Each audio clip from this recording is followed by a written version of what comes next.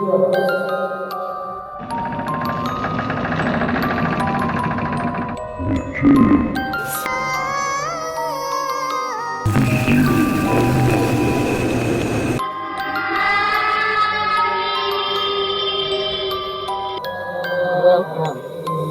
Moon Café.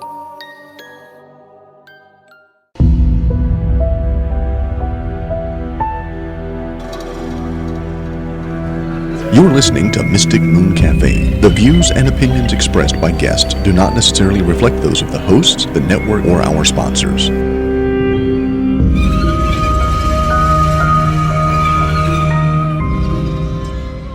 Looks like we're live. Hi, everybody. Wendy Hello. on a special Friday night. Yeah, it was like 3, 2, 1, go. Right on. And we are here this evening. We've got a fun show ready to go because I think we've all had, somewhat crap weeks. Gotta be the world energies, right? It's getting to us. Yep, that's fair. Turn things around. Time to do it. All right. I got Terry Kuykendall. Is that how I pronounce that? Kuykendall. Okay, my bad. Kuykendall. I just read it. I had never heard it. Yeah, imagine an R there. Okie dokie. And we've got Kris and Danielle from We Have Fun. Hey. Hello. And we're all pretty much just great newer friends and decided to have a show tonight. So if you all would like to start, go and see how we see what happens. All right. Well, I'm Kris and this is Danielle. Okay. So We Have Fun. We run an Instagram, I guess a travel Instagram where we explore spooky and haunted places, kind of offbeat attractions. Anything else you would like to say about that? I've got a lot to say, but I think we'll let our host participate here. That's right. Everybody gets a shot. So get a chance. Everyone should have a shot, at least one, but I digress. Okay. What is everyone's favorite spooky creature pastime? You like ghosts, you like Dogman, Bigfoot, aliens. What do y'all think? Pastime or present time? Yes. I don't know why, and I am very obsessed with black-eyed children right now. Okay. I need to know more, and everything I find, it's just not enough. We've covered those once or twice, and on the show, David Weatherly is your best bet on an aficionado, I would guess. Is that how I'd put that? Yeah, I think so. And you're right, though. Some people have had true encounters, and other people, right?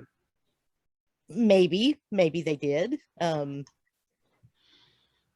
They're creepy. They're creepy little critters, and Lord knows what they are. That's the problem. Yeah. Yep. What are your thoughts, Kris? It's hard to narrow down. I've had a fascination, kind of a guilty pleasure, I guess, with the paranormal my whole life. So growing up, I was raised on shows like X-Files, Sightings, Unsolved Mysteries, and my career and my life has involved a lot of technology, and I worked in the information security field for about 20 years.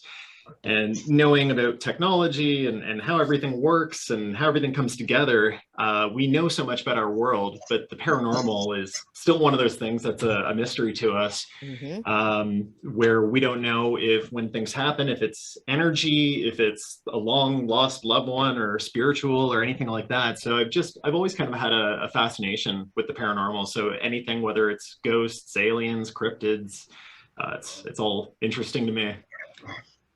Pretty much same here. Danielle? I've always liked spooky stuff, mysteries. I feel like we know a lot, but there's a lot that we also don't know. Like, I think we just can't comprehend a lot of the universe and everything. Like, our comprehension is so narrow compared to like what is really out there. But as for what I'm into, like paranormal stuff wise, I find like time slips and like overlapping realities fascinating. Like, cryptids are spooky, aliens are spooky, but I like the really like weird, like out there experiences where you're just like, what just happened? Like, you know, like time slips and stuff like that. I just think they're fascinating. Yeah, definitely. That's, you know, as we talk about these things, the great part about all of it is the fact that we right now can prove or disprove this or that. Nobody showed any type of 100% proof. We don't know. That's why we're still a science, you know. So I love the fact that you just kind of went along that pathway right there, because, you know, different dimensions. I love it. Oh, absolutely. Absolutely. Sorry, I'm at a loss. And that's just that I was going to say something and then my brain said, see ya. Happens to us all the time. Is that a time slip? Is that a stream slip, or is it just old timers kicking in on me? Having more and more of those moments as I get older. Yes, yep. Yeah. But even synchronicities, I think, are interesting as well.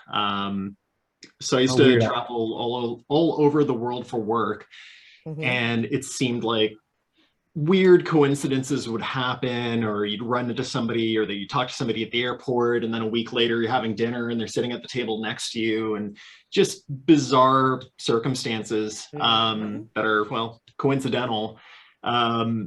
But I found that while I was traveling, these would happen all the time. And I used to call it road magic. It's just, it's road magic. You know, it turned out I got upgraded to a suite, and this happened, and this person, you know, I don't know. But before I knew more about synchronicities, and it seems like when we travel and when we're at our highest selves, you know, very positive and uplifting, that these things seem to happen all the time. I know some people will notice the same time on a clock every day, and that's probably, you know, coincidental, subconscious, that sort of thing. But there have been some like really bizarre synchronicities that we've experienced, and I find that topic very fascinating. Oh, yeah, I think when your vibration is high, you kind of attract high vibrations. So I guess that kind of explains a little bit of like road magic or whatever. I don't know. That's what I find anyway. It's funny because you said synchronicities right before I did. Oh, nice. Yeah. Great lines. Oh, now I'm scared. All right. Question from the chat room from Audrienne. What's the spookiest place any of you have ever been to? I'll let you all decide who goes first. Y'all can go first. I know my answer. All right. Do you know? I've off the top of your head? A couple of spooky places in mind. Do you want me to go? Yeah, go for it. Okay. We've been to a lot of spooky places. I think we both had an experience at the Statler Hotel in Buffalo, I think it is. So we were on an investigation. We were with the Tennessee Wraith Chasers, who are great guys. If you don't watch their show, watch their show. Yeah, we were wandering around this place. And as we were walking, I felt my coat get tugged, and it was like low too, almost like a child height, just like a boop, boop, like on the back of my coat. And I turned around like, you know, what's going on? That was pretty weird. And then we were in the bar, which is in the basement of the Statler Hotel. And, you know, it was kind of the end of the night. We're kind of tired and we're looking around, and I'm looking in like a dark corner, and I see something move out of the corner of my eye. And I'm like, oh, what is that? Like somebody's back there, like looking around, because you can kind of wander around wherever you want, right? And then all of a sudden Chris is like, oh, did anyone else see that?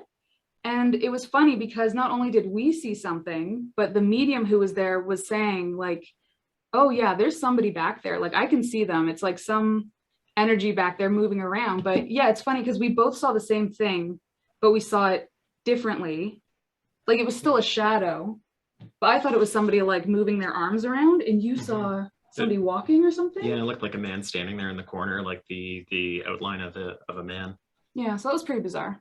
Yeah. To narrow it down to the spookiest place, been to a lot of places like Waverly Hills, Rolling Hills, Trans-Allegheny, Lunatic Asylum. I'll talk about something bizarre, kind of similar, that happened down in Tennessee at the Thomas House. So we were there with actually the Tennessee Wraith Chasers again. And I swear we don't work for them, okay?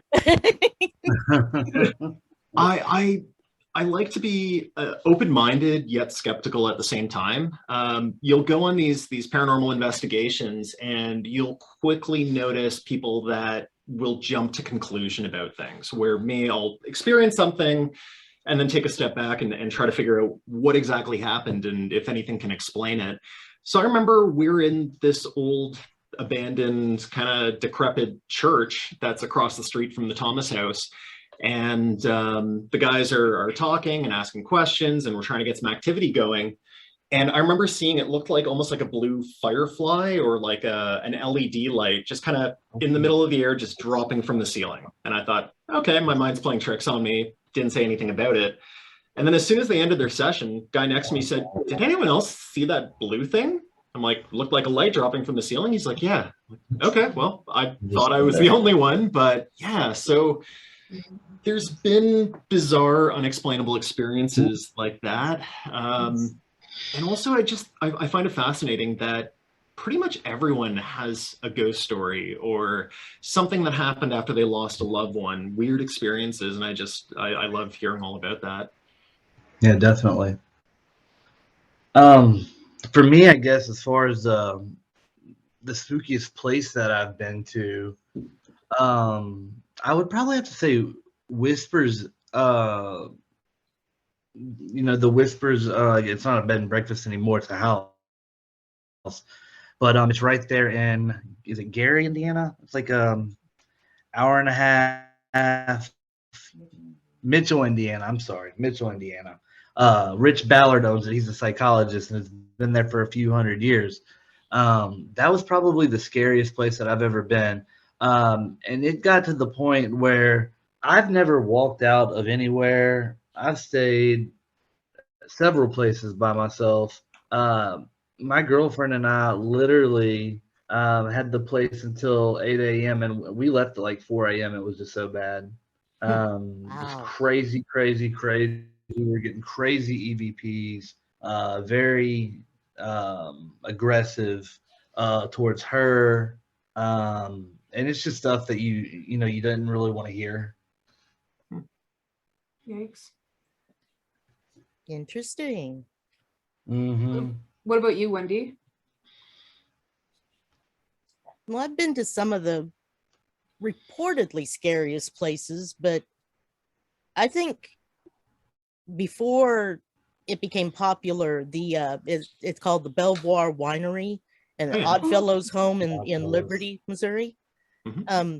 I was actually there the day after Halloween for a doggy anti-cancer fund, or we were raising funds for canine cancer research, and went inside after after everything was done all day outside in the wind and just chasing dogs and doing all that fun stuff. Went in to wash up, and in that ladies' room in there, just tinkling coming out of the stall, going to wash the hands, and something screams, "Don't look in the mirror." Well, in my internal alarm went off with, "Don't look in the mirror, just get on out," right?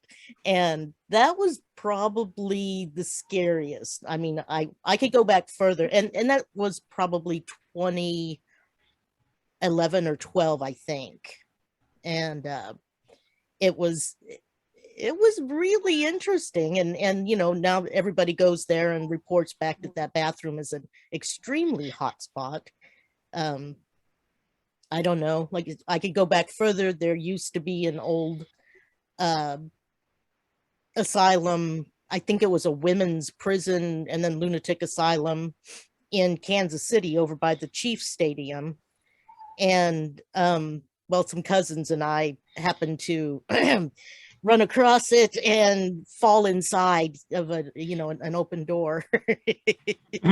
But that was just about heart stopping. I mean, it was, none of us had flashlights, of course.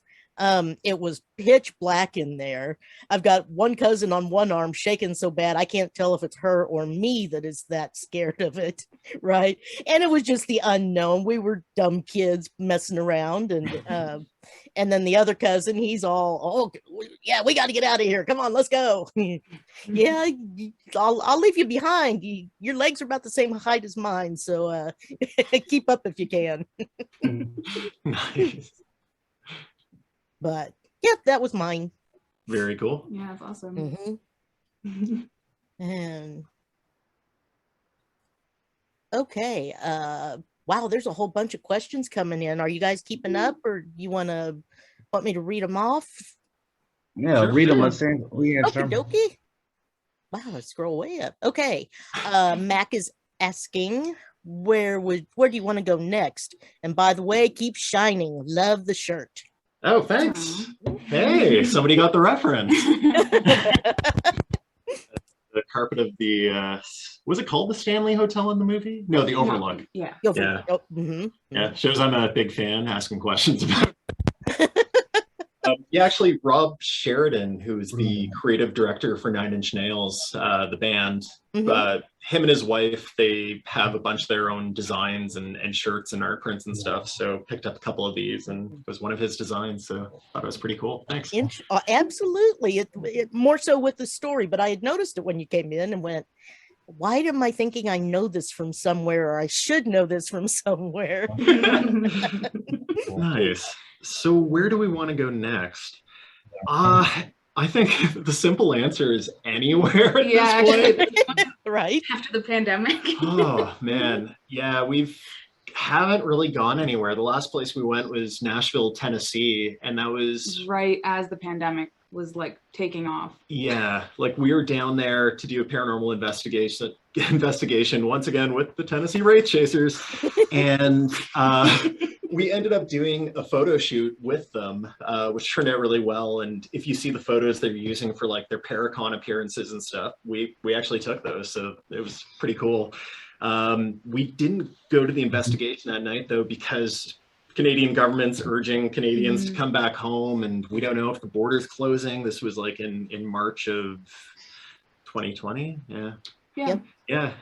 So we drove back from Nashville we were living in Ottawa at the time. We drove back 26 hours straight, got home safely, and God. And then the world changed. So we haven't really been on the road for a while, but we're looking forward to it. If I had to choose a place off the top of my head to go, I would choose California, I think.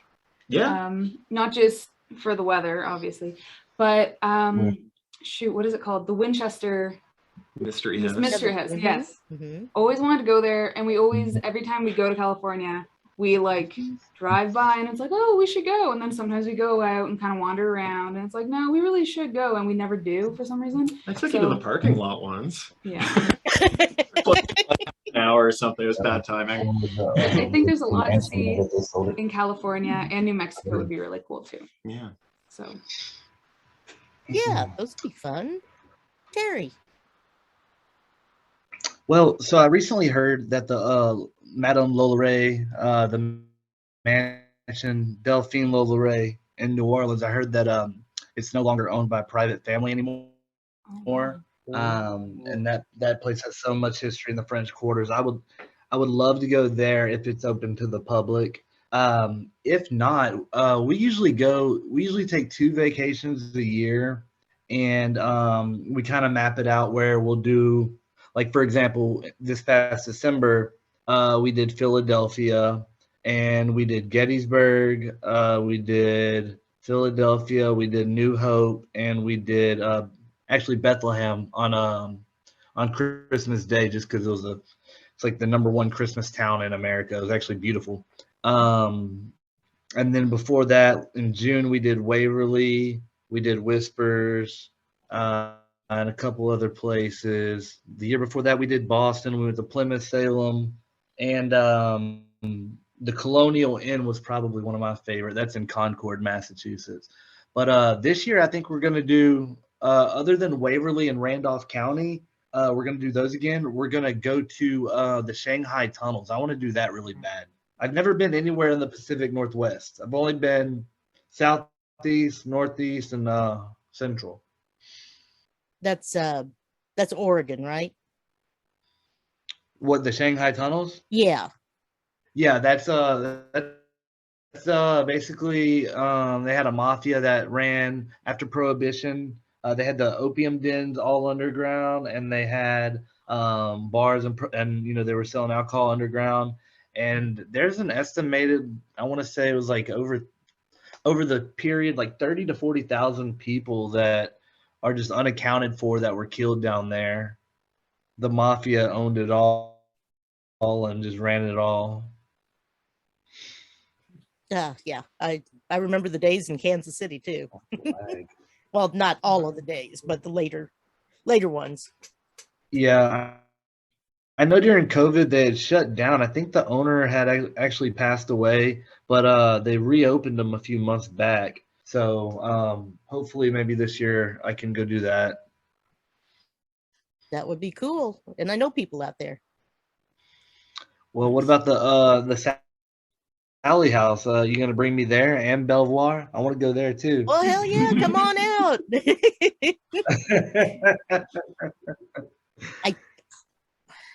I'm not disparaging. I think the Sally House might be a little disappointing. It was for me, but maybe that was just me too. Belvoir is definitely worth the trip.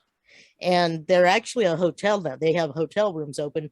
I think they're pretty booked out, but you ought to definitely look into getting one for overnight and seeing if oh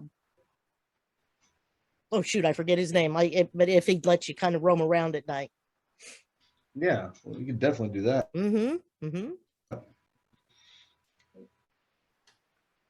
What about you? Well, we've got the big trip coming up in June. Maybe down what to big trip is that? That might be Waverly Hills, and I don't know wherever else my group drags me. I haven't been invited to Randolph County yet, but I'm not sure if I'm hoping or not. Yeah. You're waiting on an Yeah, I'm waiting on an invite. Yeah. Well, I heard it was a private thing. but we got. I can figure something out. And we got the Bold Mansion in Salina, Kansas coming up, maybe May 1st. And that's anybody who wants to come along to that is welcome. We got plenty of room. Salina, Kansas it's not Salina, Kansas. I'm sorry. Or is it Salina? Crap, I've forgotten. Anyway, it's one of the it's where Buffalo Bill and all of those guys hung out, and I think the Tombstone Crew was there a lot too. Sorry, it's I've Drawn a blank. Blanked. Yes. Yeah, it happens. It does. I know. Sorry about that, everybody. No. But we got that, and I mean, like on a bucket list type thing. God, Romania, that would be so cool. Yeah, there's so many places. Oh yeah, so many places. Yeah. Scotland, Ireland, yeah. Oh yeah, the catacombs would be amazing. The pyramids. Oh, if I could go anywhere in the world, catacombs. Yeah. Oh, you said pyramids, catacombs, and the pyramid. Yeah, that's top two probably. Mm-hmm. Yeah, even Stonehenge. would be Oh, yeah. amazing. There's Mhm. even locations down in like Utah, like, well, Skinwalker Ranch being one of them. Skinwalker Ranch, Right, yeah. I don't know if that'll ever be open to the public, but We need to sneak on and see if we can get past them. I've seen the guard on TV, and I just think I have a pretty good chance of beating him in a race. You can't say that about Dragon. He's very cool. No, he's great. I love this. I watched both.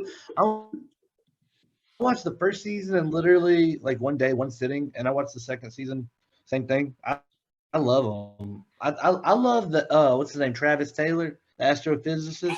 Yeah. Dude, he is one of the smart. Other than Elon Musk, he's probably like my second or third like favorite people on Earth. wow. Nice.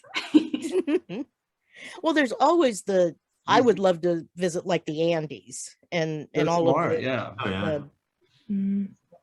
different pyramids they had and just check that out. But yeah, unless they backpack me in, let's say maybe airdrop me in. There we go. Well, airdrop me in and You know what's kind of a guilty pleasure place I'd want to go is Zach Bagans Museum. Like, say what you want about Zach Bagans, but it sounds like there's some pretty cool stuff there. it would be interesting to see. But Yeah, I'm not spending that kind of money just to go through a museum though. yeah, that's fair. That's fair. Yeah. I've heard a lot of weird stories from there, but yeah, Yeah. have to agree. What do you charge to go through? It seemed like it was like 75 or 100 Oh geez. something. Well, it's Yeah, like it Vegas, was. right? Yeah. Yeah, so Yeah. sneak I don't in. know. Yeah. Yeah. All right. What's the Adolphus Hotel in Dallas? You need to check it out. Hmm. You won't Yeah, I'm be making a list of What is it? suggestions we get. Nice. What is the Adolphus. what did they say? Adolphus? Uh-huh. I haven't heard of that. Adolphus Hotel in Dallas. Okay. Isn't that pretty close to you, Terry? That's right. Yeah, kinda. it's 4.5 hours. It's right down the Okay. road. Mm-hmm. And let's see. All right. How did you get started in this? And do you need any special equipment when you go on these adventures? I can answer. Okay. So I got started. Some friends of mine invited me to go along with them on a paranormal investigation, and I kind of, oh, what, people do that? Like I've seen that on TV, but like for real? Okay. So there's this group near Toronto, Canada, in a city called Hamilton. So this woman runs a group called Haunted Hamilton, where they'll do bus tours down to various haunted locations, including Trans-Allegheny, Waverly Hills, places like that. So I just kind of was invited along by friends, went there with an open mind, and to be honest, I was scared and nervous, but excited that I might get to experience something. And we had a couple of strange things happen while we were there. I think this was Trans-Allegheny was the first place that I went to. No, was it Waverly? Because I went to Trans-Allegheny. Oh, okay. Yeah. But regardless, weird things would happen. Like we were all in this furnace room together. There's one entrance into the room. There's no other way for people to get in. And we're kind of standing there in a semicircle around the tour group person.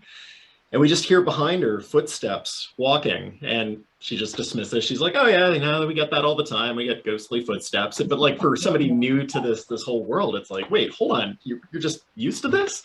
They'll tell us stories about people getting their hair pulled or their coat pulled or that sort of thing, and then later on, sessions with like K2 meters and flashlights and EVPs and just either, there's a lot of coincidences going on, or people's intention is causing this, or it's just all, hooey. But I ever since going on that ride, it's like, okay, well, when's the next one? Where's the next place we can go explore? And what kind of weird things are going to happen at this one? And sometimes you go to a location and nothing happens at all. And then sometimes it's tons and tons of activity. So, yeah.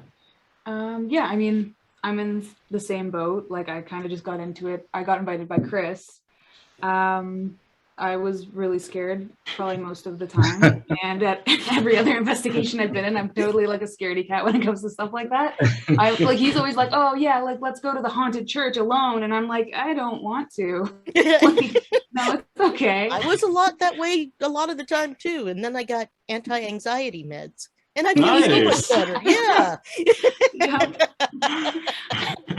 I don't know, for equipment though, when we went on a month-long road trip in October 2019. 2019 obviously, and we ended up getting a ton of like ghost hunting equipment for that trip because we were like, oh yeah, we'll go to like a bunch of haunted locations. So we ended up getting a what's the one that goes like K2 meter, a recorder, and I feel like we had something else. Oh, the thing that scans through like radio signals. Frank's box, I think. I don't know what it's called. Right, Ghost box, Spirit box. Yeah, the Spirit ghost box. Yeah. Yep. So we were using those, and I don't know, like that's pretty much what we take. I also fill my pockets with crystals because, like I said, I'm a scaredy cat when it comes to stuff like that. So. And candy. Pocket full of black tourmaline, onyx. But yeah, no, I'll bring camera gear along as well. I think for anyone who hasn't done any sort of paranormal investigations, it's kind of cliche, but it's the best tools you have is your senses. So your eyes, your hearing, just sensing things around you, being aware of your environment. Also have to put safety gear up there too. So I recommend going on official tours, not finding open doors and wandering in, that sort of thing, because some of these locations that have been closed are closed for good reason, where there might be floorboards missing or rotten floors, and you don't want to get yourself in trouble. So yeah, I think you can go into any location with an open mind and no gear at all and probably experience something. So for me, it's kind of a little bit different. Whenever we moved to Louisiana, we had rented a house for a year before we finally bought. And the house that we rented, it turned out that there had been a lady who had passed away in there, and they didn't find her for 4 or 5 days until after she had passed. So like we were there for 6 months, and all kind of weird stuff happened. Like my bedroom door would lock from the inside. My dad would have to put me through the window. Whenever my mom went into labor, I had woke up in the middle of the night, opened up the hallway light, and the light on the end of the hallway flicked down and the light went out. Just a bunch of weird stuff. And like, I've kind of always been attracted. I don't know if it's me or whatnot, but they're attracted to me. And it's like anytime we go anywhere, it always comes. But as far as like going places, I think the first place we went was actually in 8th grade. We went to the Myrtles Plantation, and that's kind of what got me involved into wanting to know what was next, wanting to understand energy and how it works, and what happens after we die. You know, I think that's kind of the ultimate question for everybody: what happens when we die? And we know that energy cannot be created. We know that energy cannot be destroyed. So that basically tells me these bodies shut down, our atoms quit working, no more protons and electrons, but our energy's got to go somewhere. So those questions kind of got me in it. And as far as equipment goes, I agree with both of you. I mean, some people say you don't need equipment. Some people say you do. I think if you like equipment, it makes you feel good, take it. If you get 5 different pieces of equipment all going off simultaneously, that's more credible, but it's all about your preference. Me, I keep it very simple: camera, audio recorder. I personally love doing the spirit boxes. My girlfriend is very, very good at listening and relaying, and we blindfold her, noise cancellation headphones. I'll go in a separate room, and we actually did that at the Selma Mansion in December and had a 30-minute conversation with the spirit who responded to us the entire time, directly responded to us. So, kind of your personal preference.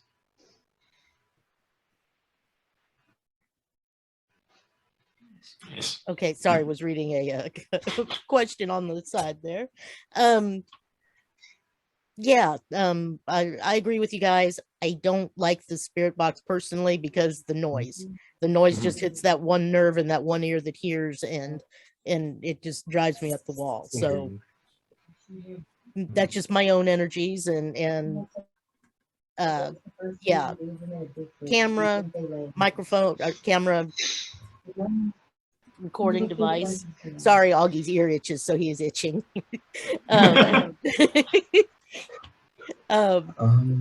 I now Terry and I have talked about it, but I love the Tesla coil.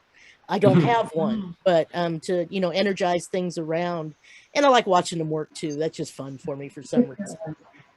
Nice. But he's working with some people who have invented a toys. Very cool. Nice. Energy for Yeah. business. But yeah, and then I don't know. I think I am probably like you guys said. Yourself, your own senses, your own. The hair goes up all down your arms, and the I don't know. It's just a weird feeling, and something's there with you. I can't see anything. I haven't seen any shadow figures or anything, but I just like I say, your own brain is just like what's the best weapon you have, and that's your mind, generally speaking. Now I've known a few who might not qualify, but they were at least good on weapons. So. Want to hear more about these stories? Oh no! What happens it on the moon stays on the moon. Fair enough. All right. Yep. Anyway, what's the most malevolent spirits you've encountered? Jeez, I had to think about that one. I want to say whatever was in that church in Tennessee, there was like a bad energy in there, man. I didn't have any reaction like that. This was the place that it was 3 a.m. and I said, Danielle, like nobody's out there. Let's go out there and check it out by ourselves. And she wouldn't, so I went out there, sat in the darkness by myself, and unfortunately nothing happened. But fortunately, haven't dealt with anything malevolent. So I can't answer that. Everything has been positive or neutral, I'd say. Good. Terry? Mine was actually research. You know about it, Wendy. There was a home case, which you mentioned synchronicities earlier. This kind of falls right into place with it. There was a lady who was getting her hair done at a salon probably 15, 20 miles away from where I live. And the girl who normally does her hair was off. So this woman was talking to this stranger who's doing her hair. And somehow they get on the subject of the lady thinks that something is haunting their house. Well, the girl gives them my name and number. Whom I haven't spoken to this girl in 15 years since high school. I didn't know she was even in town still. So that was kind of weird. Well, I got a message from them. I called them, started talking to them, and one thing led to another. And I just had a really, really bad feeling about it. The stuff that was going on was crazy. My family, my brother was getting affected. Every time I said that, like, I made commitment to go over there, something happened. Like there was a blowout one time. My brother got randomly bacterial meningitis on his spine and his brain. He had to go to the ER for 10 days. It was just really weird stuff. So yeah, so the wife is calling me at this point probably every 2 to 3 days, texting me like, when can you come? When can you come? It's getting worse. And I'm like, I'm trying to make it out there.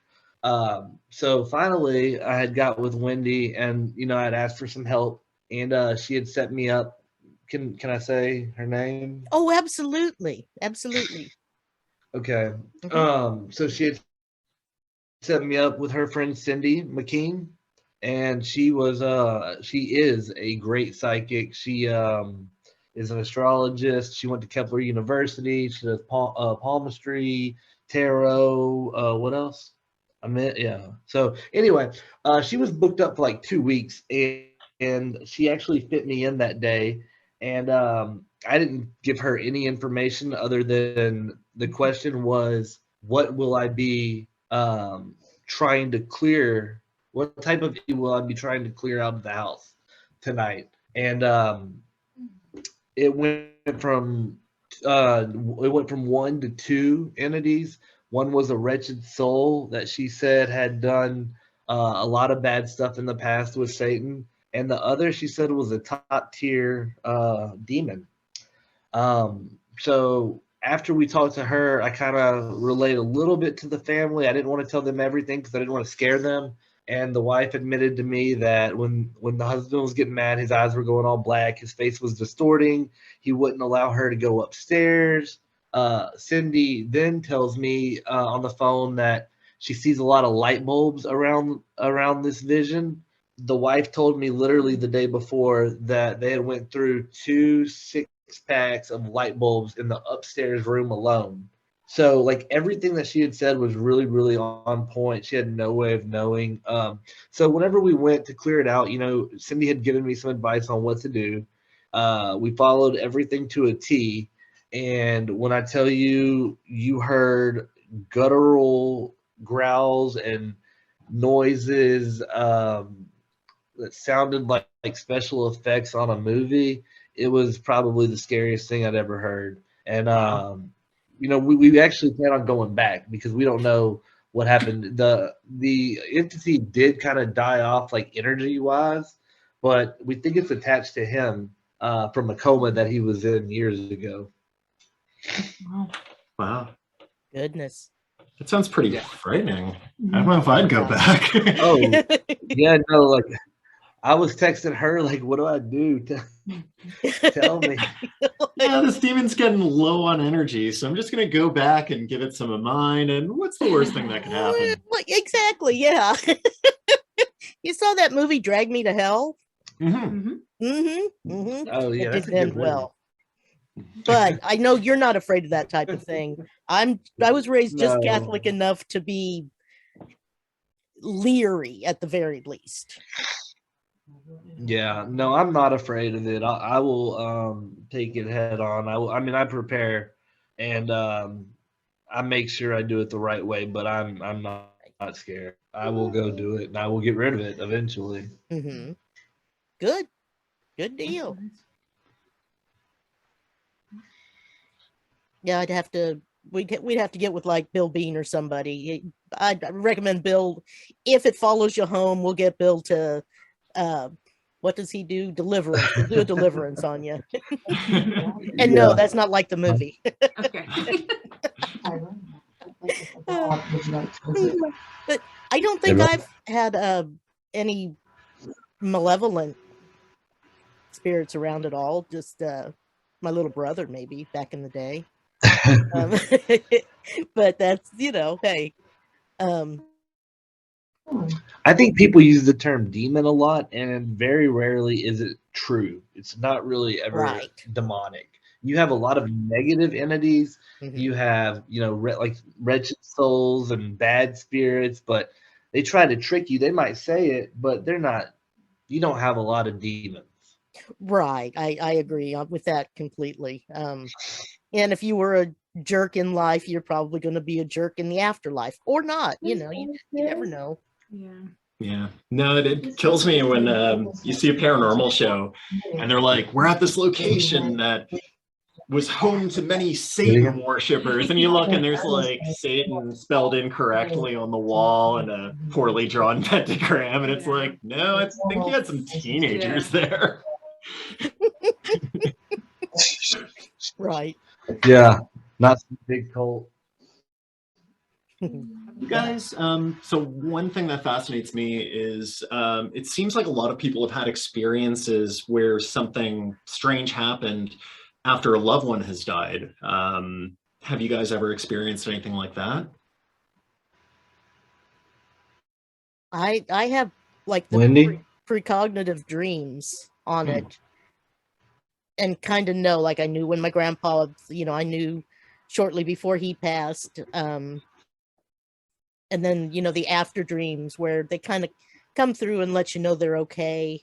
My fur kids have always been my children, and they come by and say hey, but that's about the extent of it. I'm not a psychic medium or anything. Sensitive, perhaps, intuitive, definitely, but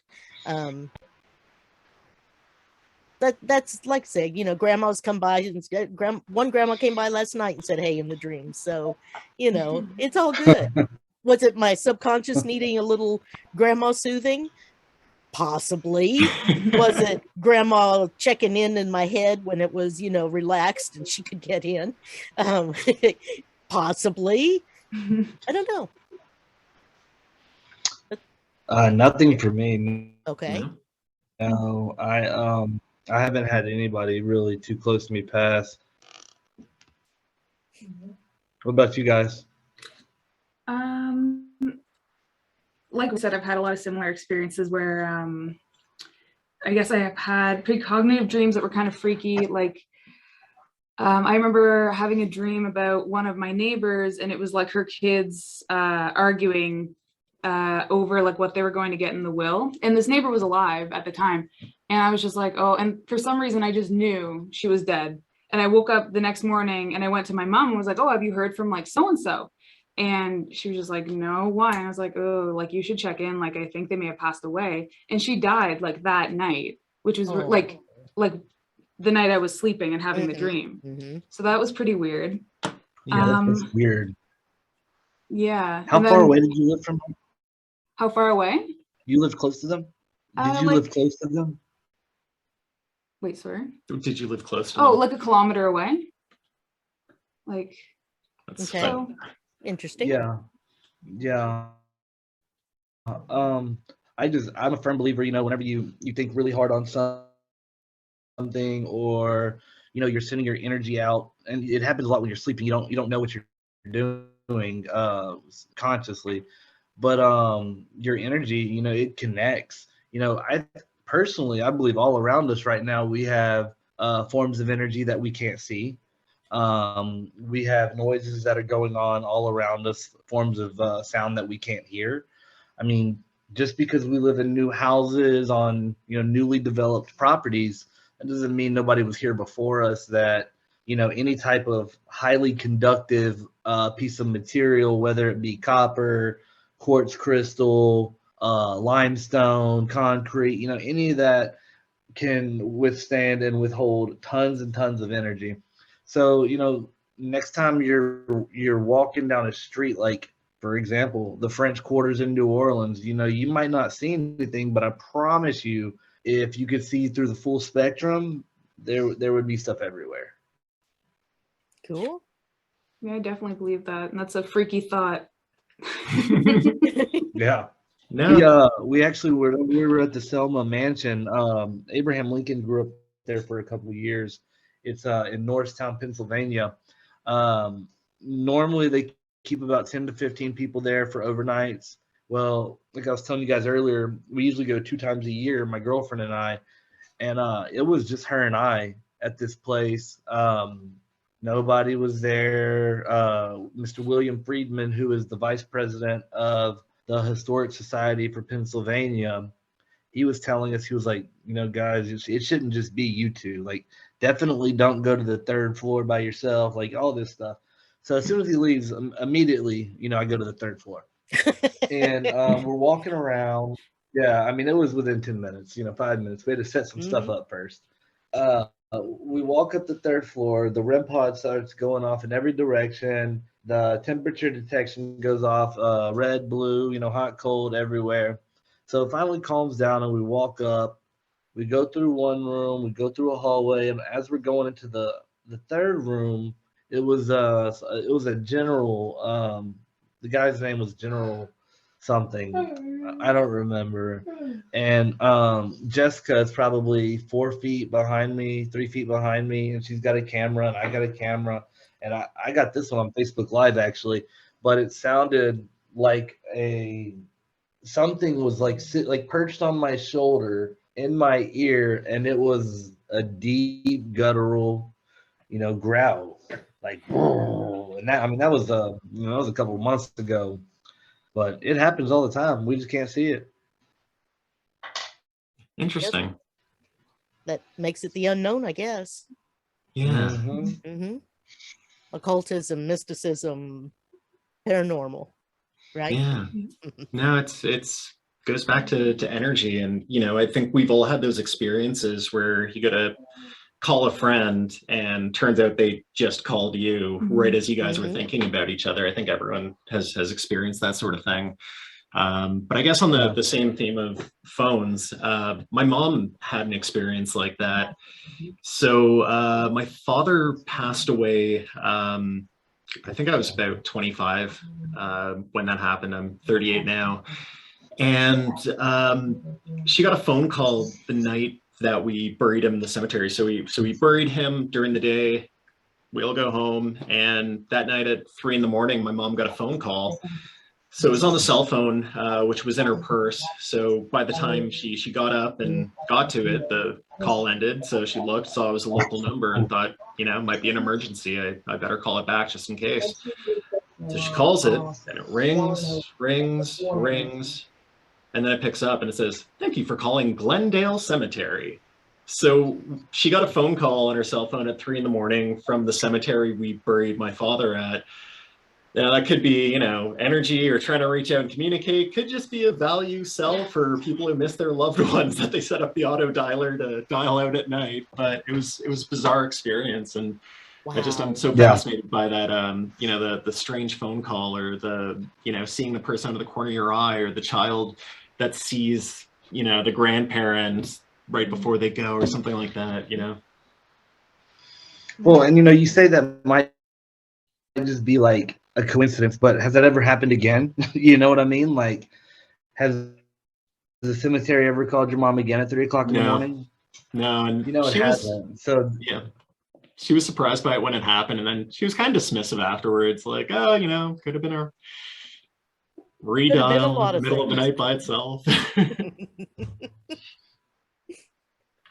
Cool. There we go. Mac is asking, any Ouija board experiences. Yes. Show us your yes. Terry has a really cool custom made one, and I know you guys make them. So, and y'all okay, make them? Yeah, they make them. Oh yeah. Oh yeah, we got show and tell here. If you guys absolutely want. Yeah, that's I love the crystal ball I see in the corner there on your desk. Thank you. Wow. Is there a glare on there? Pardon? Let's see if there's a glare. Is that a glare? Can y'all see that? Yeah, we can see. Just maybe tilt it forward a little bit, or back. Yeah. That's really cool. Oh yeah. Oh, there you go. That's a good angle. That's better. That's beautiful. There's the planchette. Cool. Aww. Now tell us the backstory. I don't know if I can. So there's a voodoo priestess in New Orleans who made this one for me. She's pretty famous.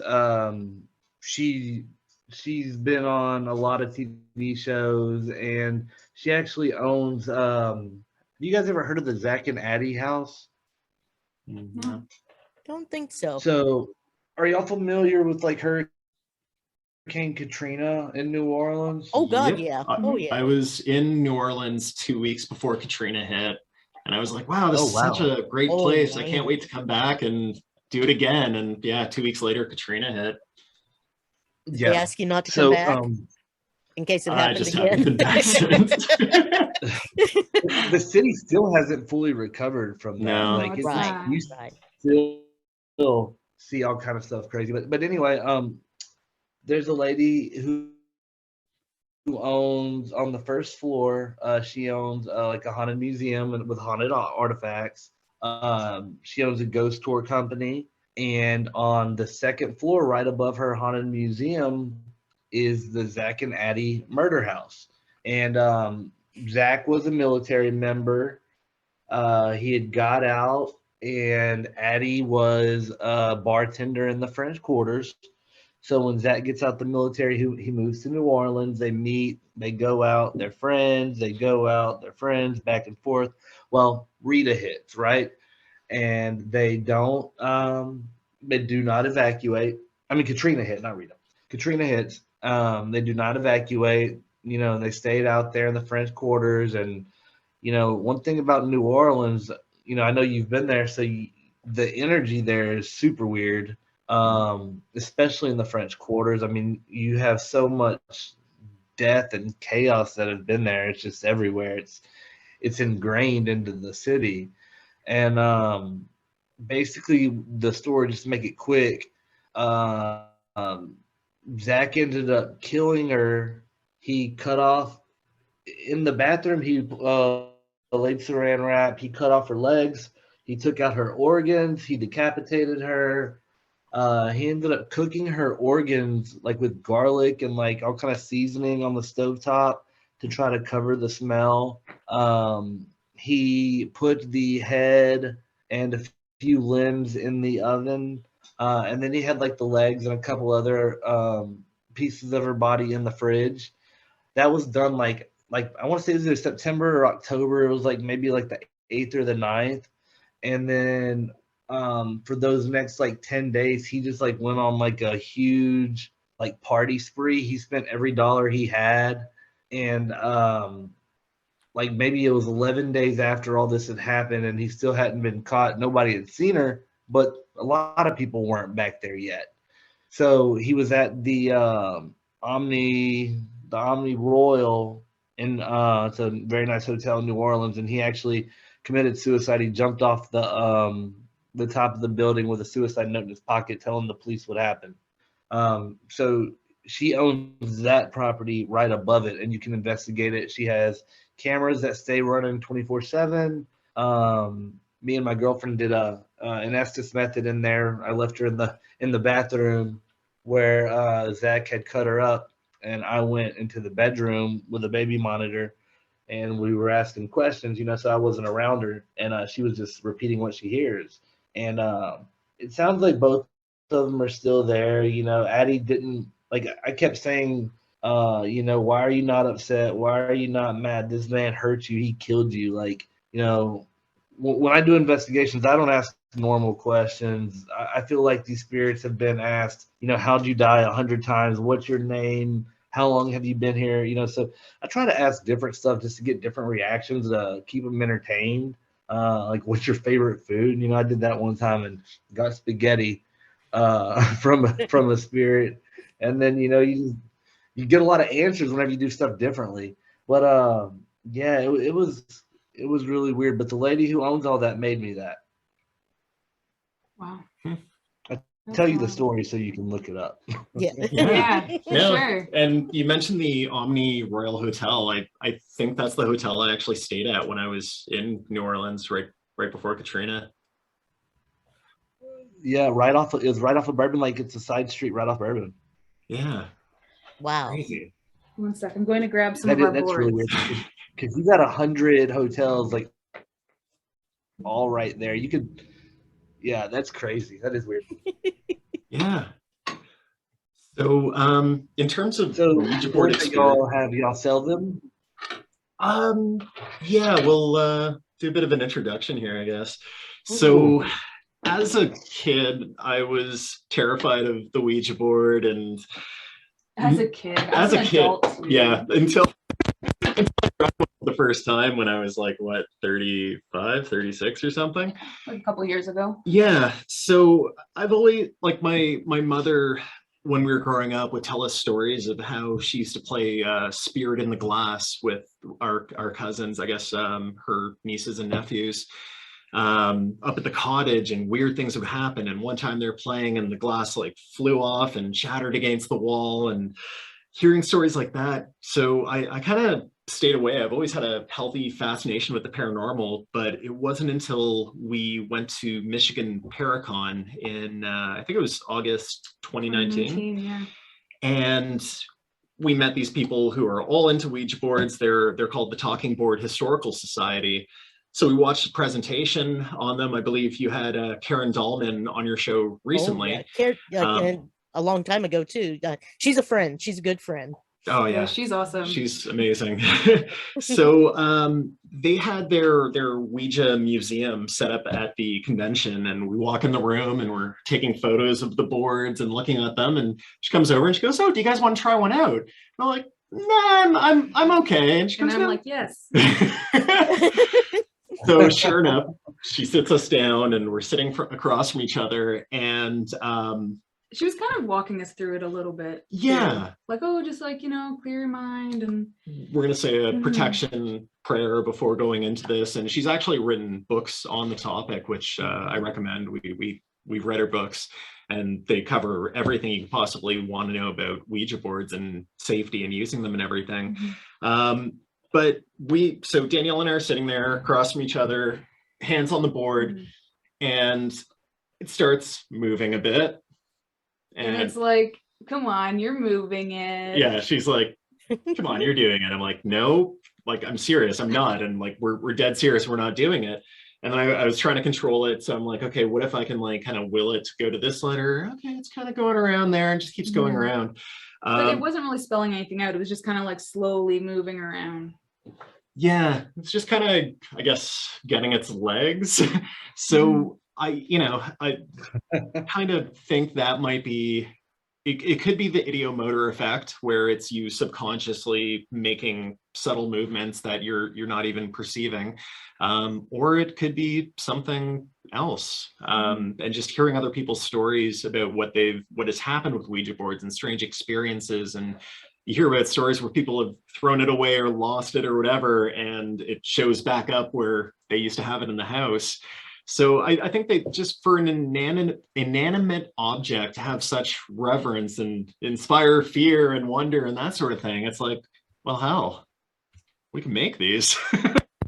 So we started, manufacturing Ouija boards. Okay. I've also had a few experiences. I don't know if you guys want to see the boards now, or should I tell my experience? Sure, let's see them. Okay.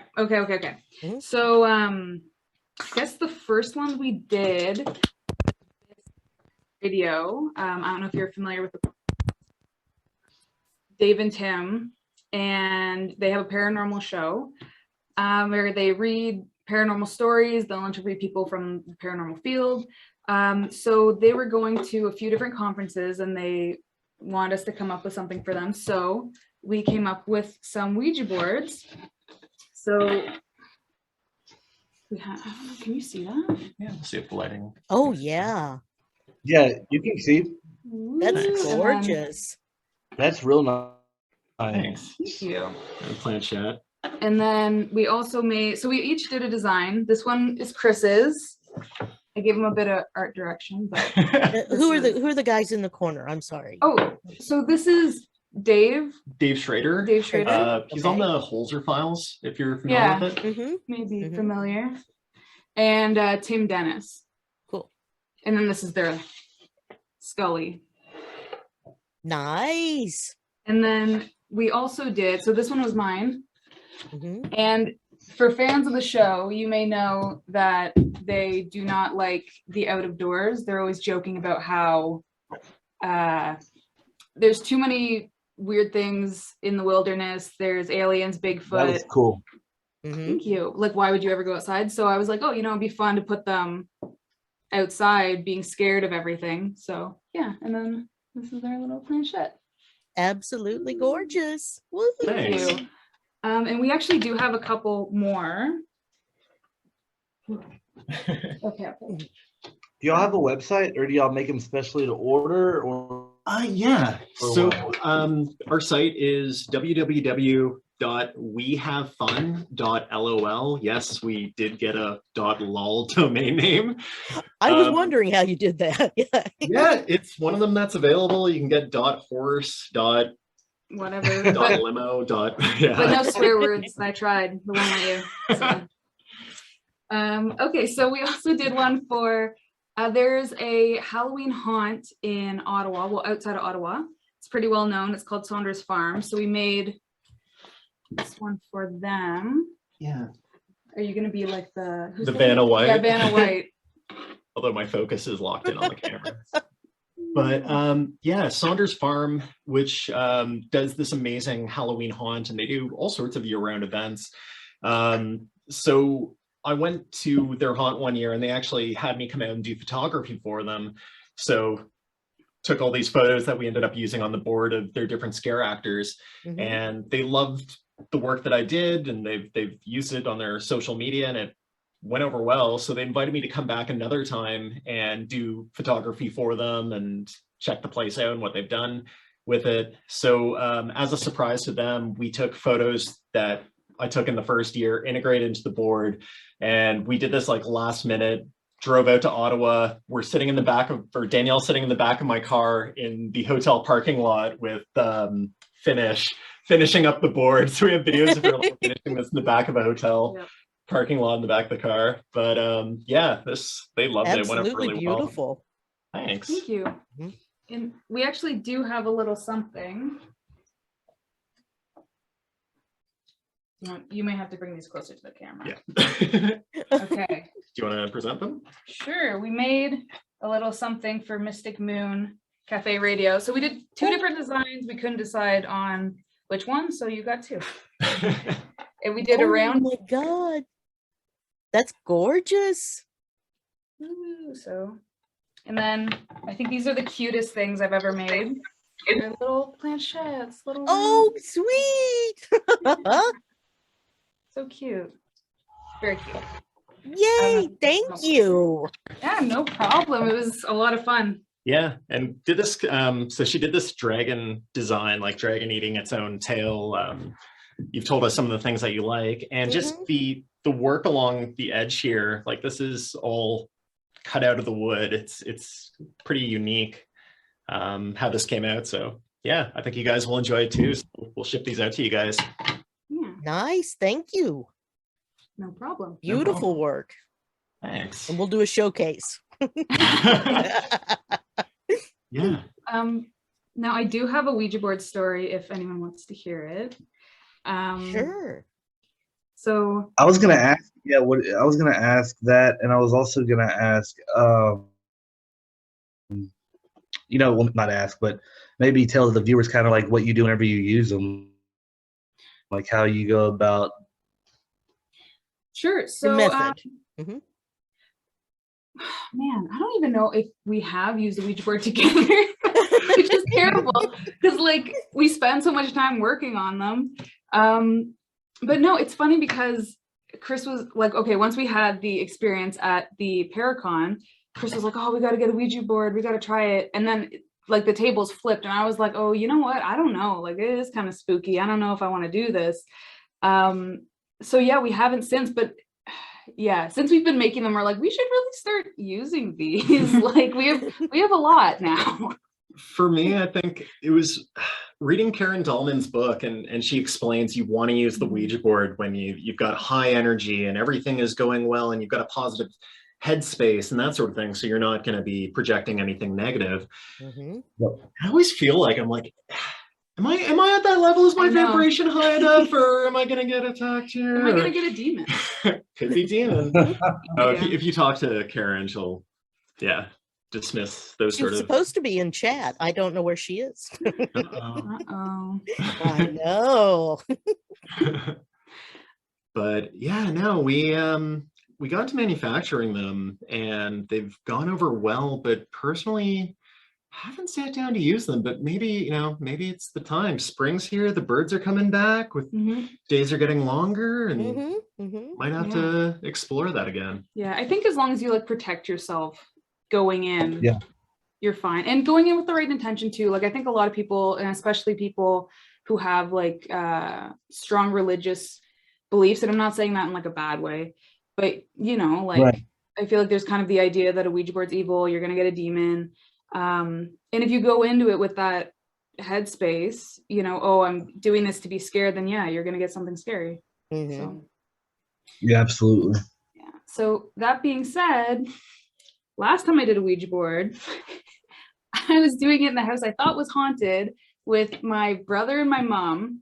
And yeah, we were staying in this place and we are like, oh, you know, there's like a weird vibe here. Let's try doing a Ouija board. So we made a Ouija board, just like pen on paper. And, you know, we're all sitting there. It was really spooky. And we're asking all these questions. And the glass we have as the planchette started to move. And so we're all kind of like looking around like, oh, are you moving it? Are you moving it? And no one was moving it. And so we're asking it all these questions and all the answers were really, like it was answering intelligently, but it was being really obnoxious. Like we would be like, oh, like, how old are you? And like, what's your name? And it would just give us some like bogus answer. And we were just like, okay, you know what? Like, this is kind of a pain. So I think we asked how old it was. And then all of a sudden it started going like 1, 0, 2, 0, 3, 0, 4, is it all the way up to 9? And then like the whole time, and it's going so slow. It's like so creepy. So we're all kind of like, oh, this is like really like weird. And then we're like, okay, well, like, what's your name? Or we asked something, and then it starts going Z, O, Z, O. And like my little brother and I just look at each other. We're like, no, like we're stopping this, you know? And I know looking back, it's like, you know, you're pretty influenced by stuff you see. And like I said, like if you go into the Ouija board expecting to get spooked, you're going to get spooked. Right. And I knew it was Zozo. Yeah, it's classic Zozo. So I knew that's where this is going. And I brought it up to Karen Dahlman when we were talking about Ouija boards. And she was like, you know what, that's really common. Like, you know, that kind of movement, like it happens all the time. Like, you know, don't worry about it. But when it was happening, it was so freaky. Oh, I couldn't imagine.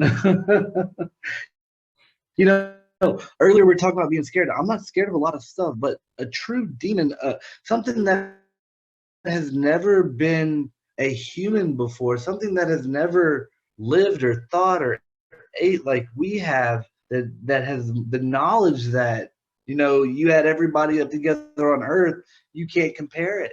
Like, that's scary. Completely. Now, yeah. Mac is asking in the chat room, do you have any other spooky ideas on what to make other than Ouija boards? Yeah. Okay, maybe we should go to the history of how this all came about. That would be good, because I know the backstory. So yeah, let's hear about all of the printers and the ovens and or is it oven or is it forge? We've got a furnace. Yeah, it's furnace. For smelting metal. Okay, so as I've said before, I've had a long career in information security and information technology and that sort of thing. But being in an office all day long and having to go into that building and sit down and not see the sun and work late hours on code and all that, like it's all right. And I really enjoyed that career. But I kind of got to a point where I felt like I wanted to try something else, and I wanted to try something more creative.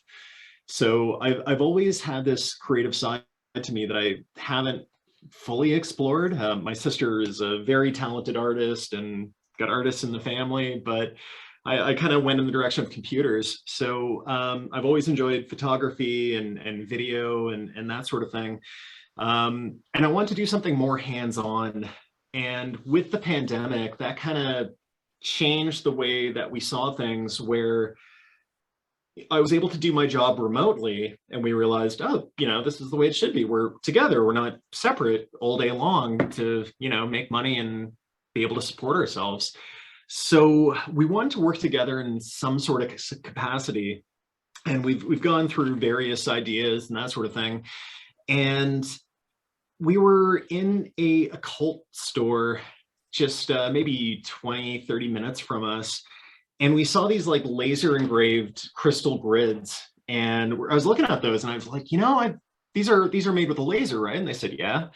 And I said, I've been thinking about getting something like that. Like I want to build out a workshop. And if we were to make something like this for you, would you guys be interested? And they said, oh, absolutely. Like, we actually import these into Canada, and we would much rather support people doing this locally for us. So do we have them?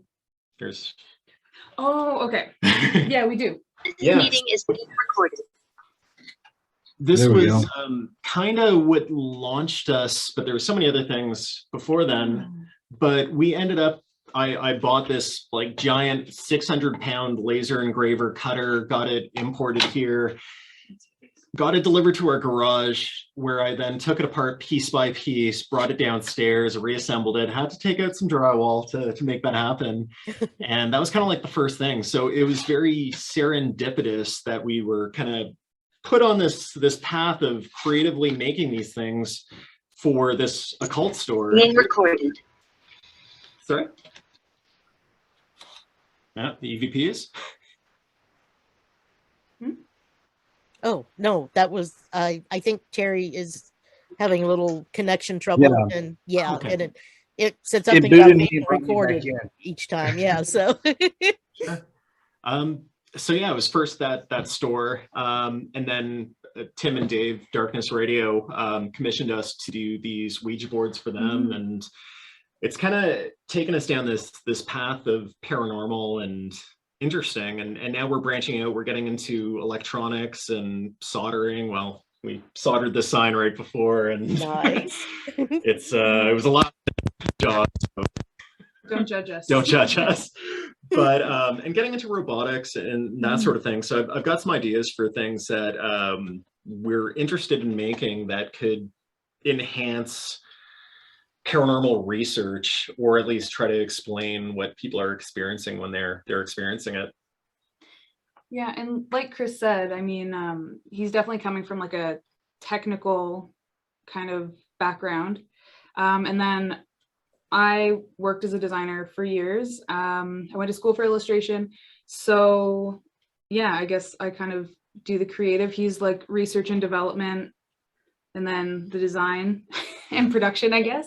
But no, it's been a lot of fun. And as for like other spooky stuff we are working on, we're looking into more divination tools. I don't know if I want to say too much because I'm very excited, and we haven't launched them yet, but yeah, we're looking for, ooh, nice. Black scrying mirror. Yeah, we're definitely looking into more divination tools, and hopefully we'll be launching these crystal grids on our site soon. So yeah, work in progress. Stay tuned. If you're interested, we've got a mailing list you can sign up for and keep in touch with us, or reach out on social media. Yeah. Yeah, no, like that's all awesome what you guys are doing. That's really, really cool.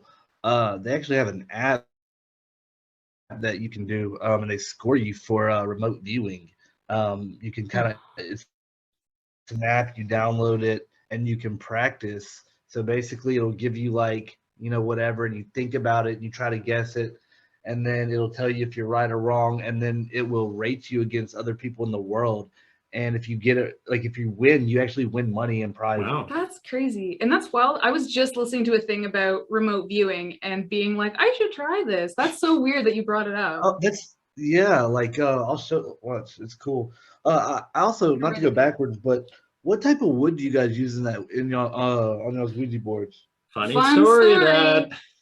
Okay, so we use Baltic birch. I know. We use Baltic birch. It's really nice, and it burns beautifully, cuts beautifully, but it comes from Russia, so we have to find something else. But we have a stockpile, but yeah, we have to shop around for sure. This is a tutorial for it right here. Can y'all see that? Yeah. What's the name of it? Tournament? RV tournament? RV tournament. Yeah, let me get out of here and go to the actual app. So right there, you click play today's round, and then it gives you like a tutorial. Is that better? No, Dang. it's pretty much just widescreen, but yeah. Yeah. Anyway, tutorial lesson number 1, press the back button anytime to return to today's round. When the day's round finishes at 3:30 every day, you'll get a notification asking you to open the app.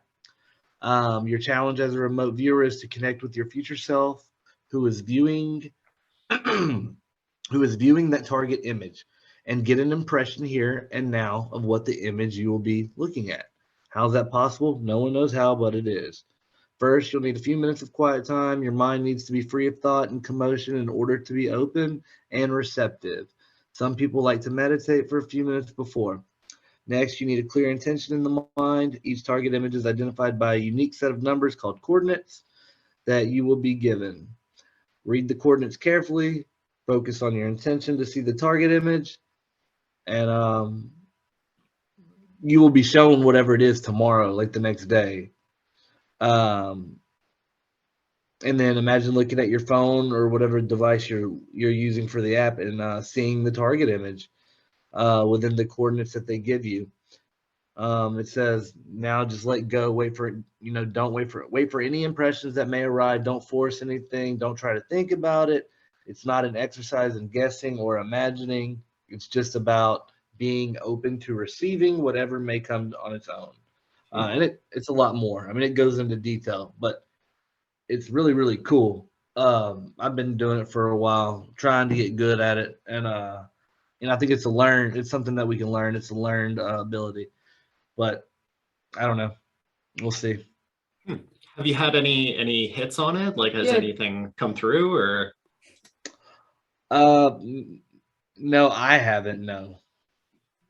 Okay. No, I have not. My friend has once or twice, but I think some people are just born with a little bit more natural ability, and others like me, we have to work on it. Like I've always been very highly intuitive.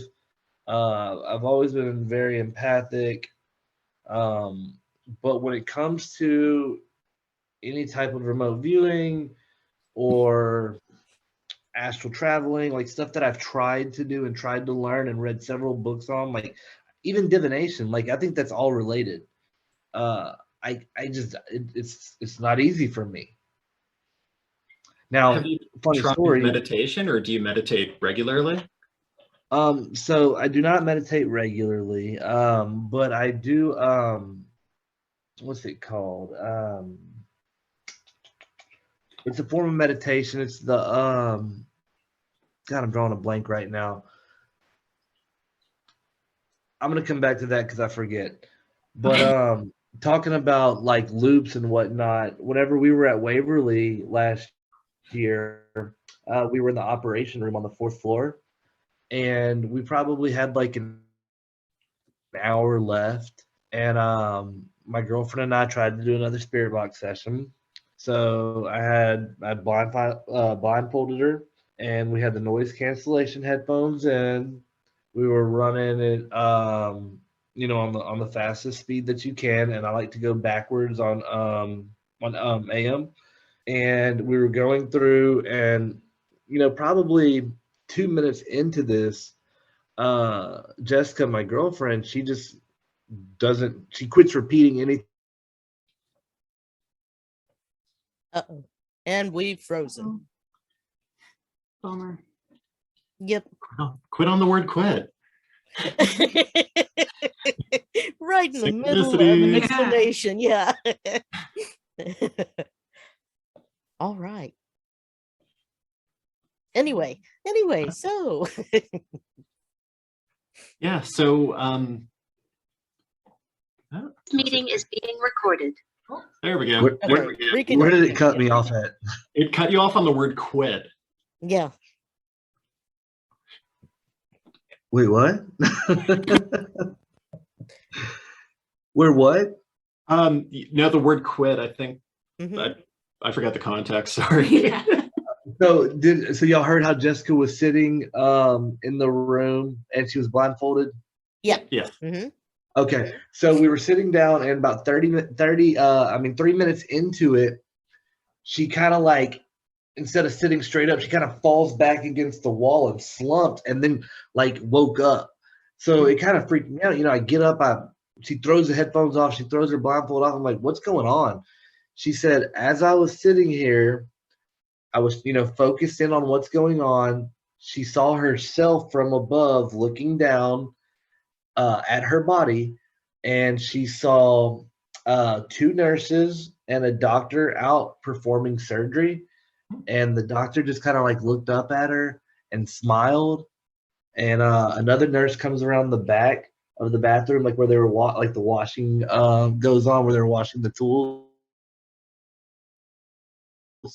And it lasted for probably like 30 to 40 seconds, and then she kind of just like woke up from it. Weird. Wow. So some people have it easier than others. Mm-hmm. Yeah, no, it's interesting. You mentioned intuition, having intuitive experiences. Growing up, my father used to have all sorts of strange intuitive experiences, and I would kind of have them as well.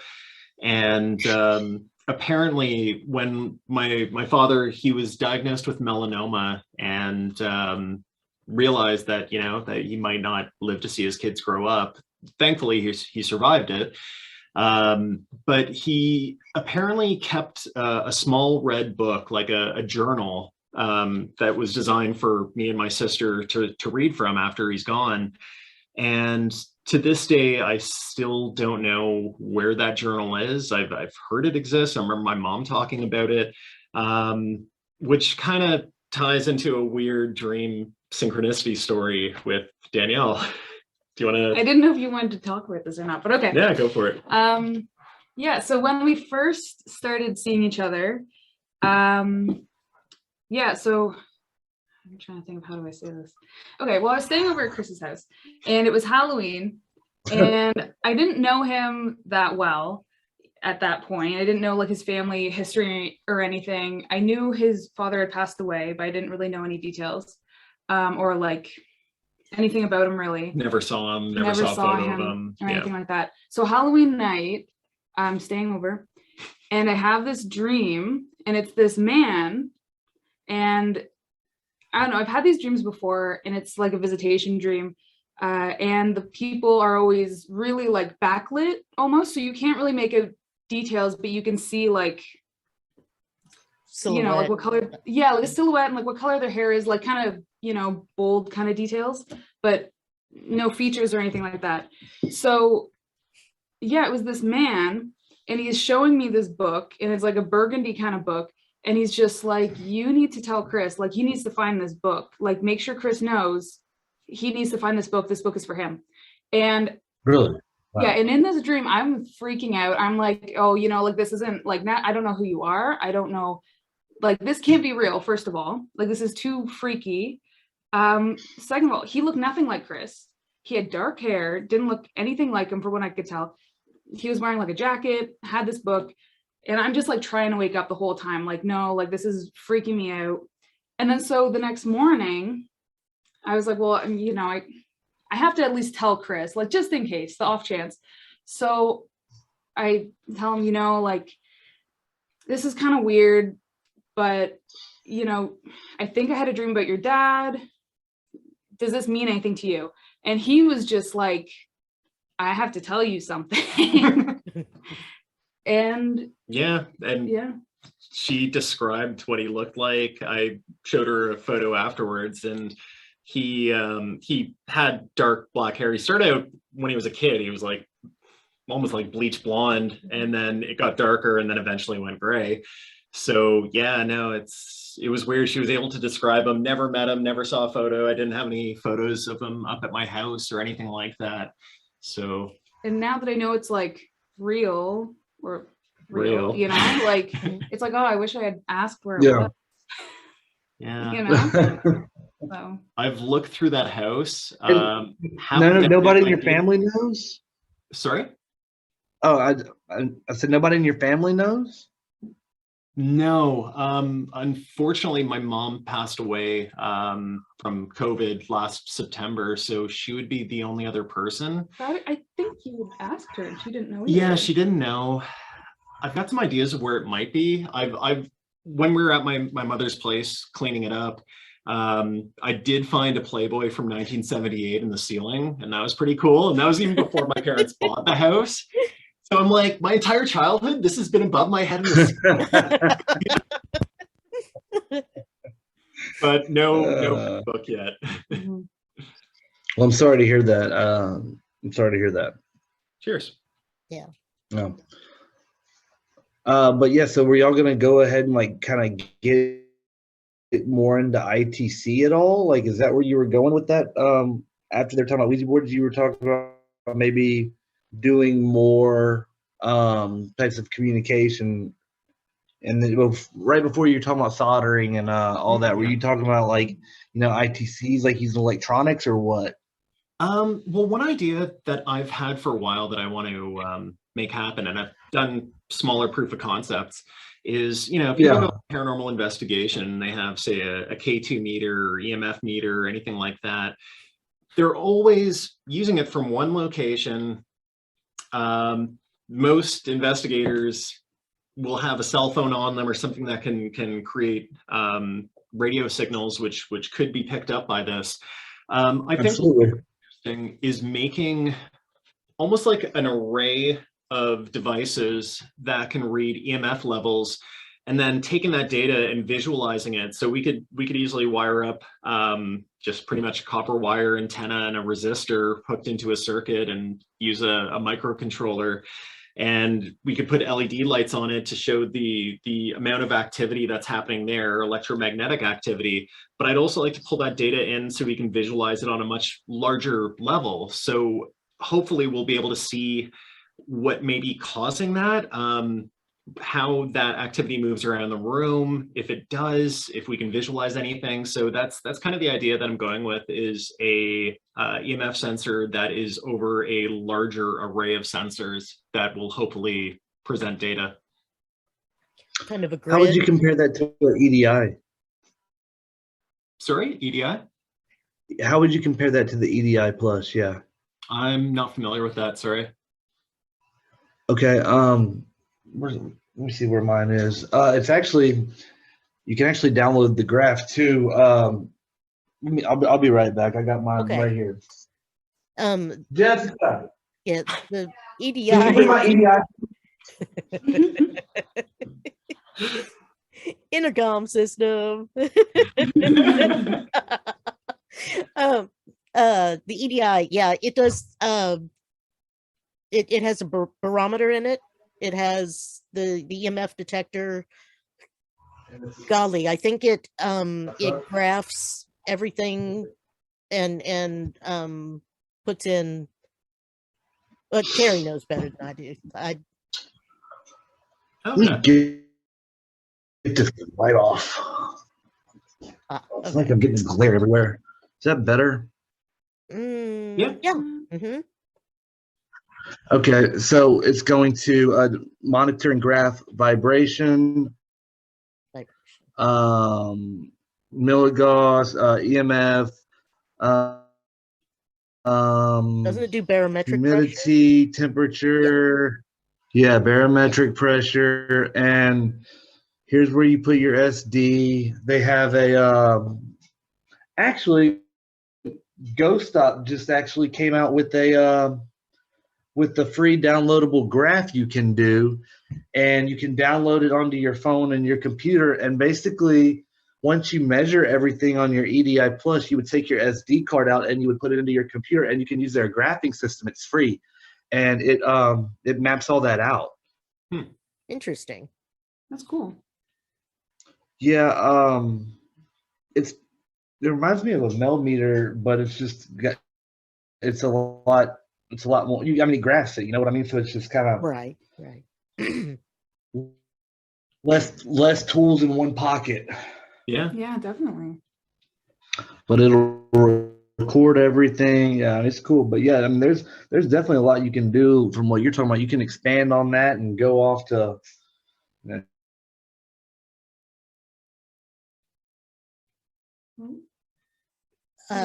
Probably the graph, the download graph app.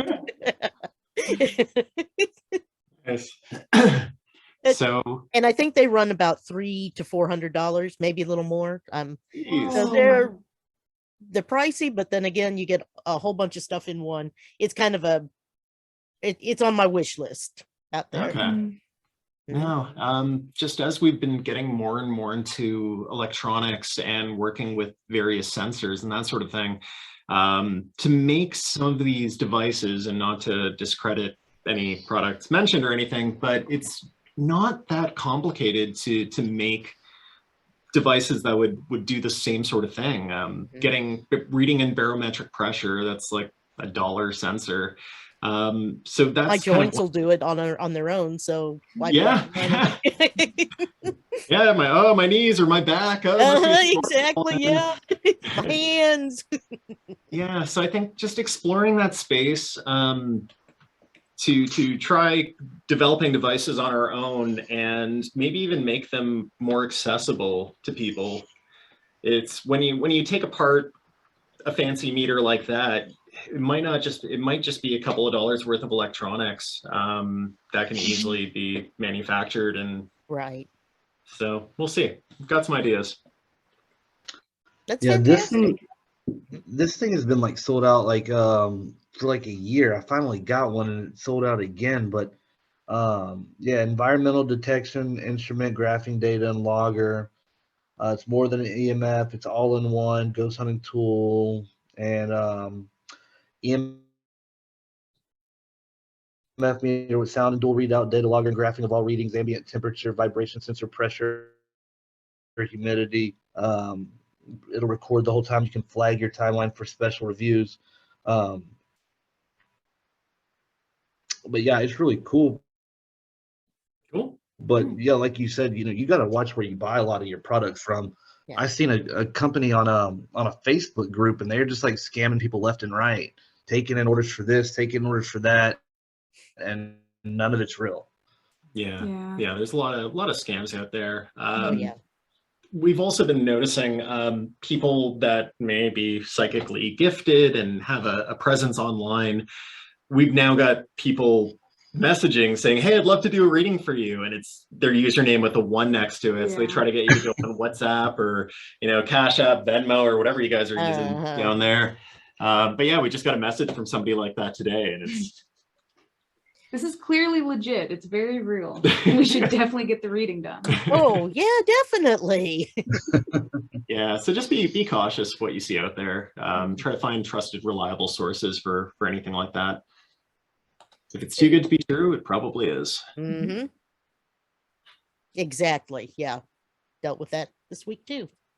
Okay. What I need you to invent is a thing to like shuffle my tarot cards when my hands aren't wanting to get along and cooperate with me. Okay. Well, there's card shufflers that already exist for standard playing cards. But they're like normally bigger though. Yeah. So it'd probably just be a matter of bigger mechanisms. Mm-hmm. Yeah. Challenge accepted. I think I saw that on the movies or something. Nice. But that's fun. Yeah. Anyway, I saw that was spooky time. How hard is it working together with your significant other? Ooh. It's not for everyone. Right. Yeah. I think when working with significant other, it's important to communicate and show your appreciation to them all the time. No, I think it's patience, understanding. We've been together about 9 years now, so we know each other pretty well. But it can be hard to communicate and do it properly. I'm having a hard time communicating right now. Yeah. So Danielle, why don't you tell experiences? No, like I don't know, we have fun. I mean, I think communication's important, patience is important. But I think we're pretty good. Like we work together pretty well, and there's definitely pros and cons. Like our skill set is different enough we're not stepping on each other's toes. Kind of complements each other. Yeah, so we can both kind of take stuff and each do a different part of it. And yeah, it's funny because some of the things that some days I consider cons, on other days are pros. Like normally we're on two totally different schedules. I'm a morning person, he's a night owl. And normally it kind of sucks if you want to work on things together. But, you know, if we're in a time crunch and we're doing like a print run or something, it works out great because we can work around the clock. Yeah, he does the night shift, it's fine. So, you know, you make it work. Sweet. Yeah. Yeah. But I think if you can do it properly, working with your significant other, it can bring you guys closer together. I think just, yeah, it all comes down to communication. Make sure to talk. If you have a disagreement, argument, if things get heated, you know, take a step back, come forward, explain why you were upset and what they did that may have upset you. They might not even realize it. I feel like we're giving like relationship advice. Yeah, now it's turning into how to have a relationship. This is like Dr. Phil. Oh, sorry about that. Yeah. Okay, so then to sum it up quickly, I love doing the research, development, exploration type stuff. So if there's something I want to learn, whether it's doing robotics or casting metal or using a laser to engrave wood or 3D printing or any of those things, I'm like gung-ho, interested. And then once I feel I've got it, I'm like, okay, got it, on to the next one, where Danielle will slow down and actually work with it and produce amazing things with it. So I'm kind of more exploratory and she's more, let's take what we know and make something cool out of it. He's the chaos, I'm the order. Oh yeah. Quality assurance right here. Anything tedious or repetitive, she's like, oh yeah, I can just like chill out and do this for the next couple of hours, where, you know, like, Fantastic. Yeah. It's not for everyone working with your significant other, but when it works out, it's good. Right. Yeah, anyway. Yeah. Good question. No paranormal advice for the lovelorn here, so let's see.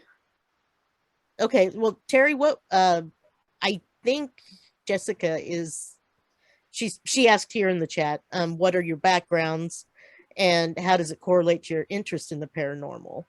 You covered some. So everything here, you know, I'm a nerd at heart. Like when I'm not at work, I'm literally reading or, you know, doing something to broaden my knowledge, broaden the horizons that I'm trying to study or understand.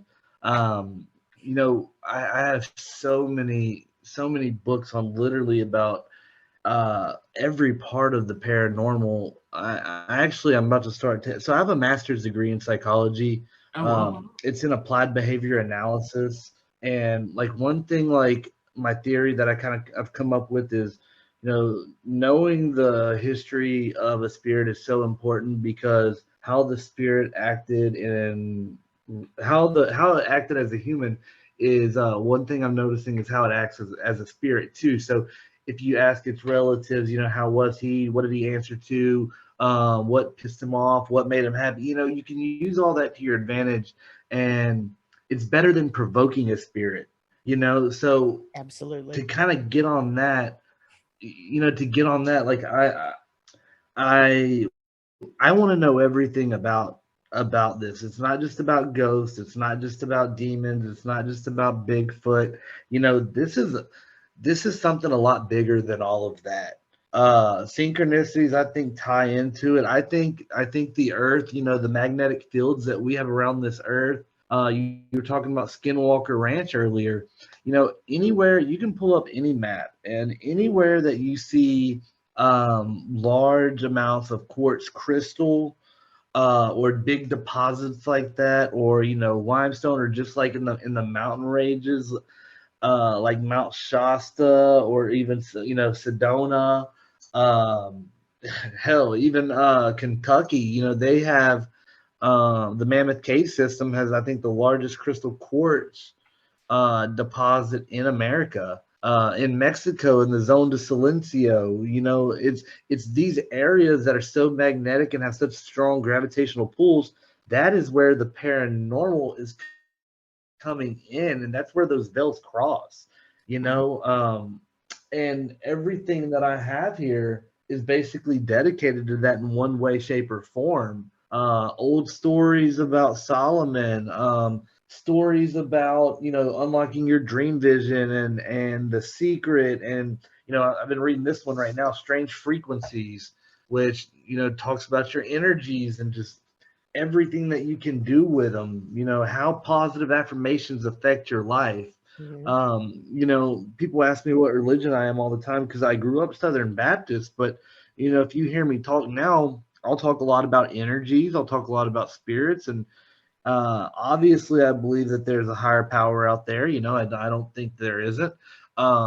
Is it God? Is it, you know, is it the Christian God? What is it? You know, we don't know, you know, but I do know one thing, and that is that energies control all that we do. So if you can put out good energy, it'll come back good. But with all this energy, it plays such even a deeper role than that. You know, I think that's where these veils and everything can cross over. These crystal quartz deposits can hold so much energy, you know, and the gravitational pull is so strong in these areas that the stratosphere almost crosses over with Earth's magnetic field. And those are like the jump points, I think, for any type of paranormal to come across into our dimension.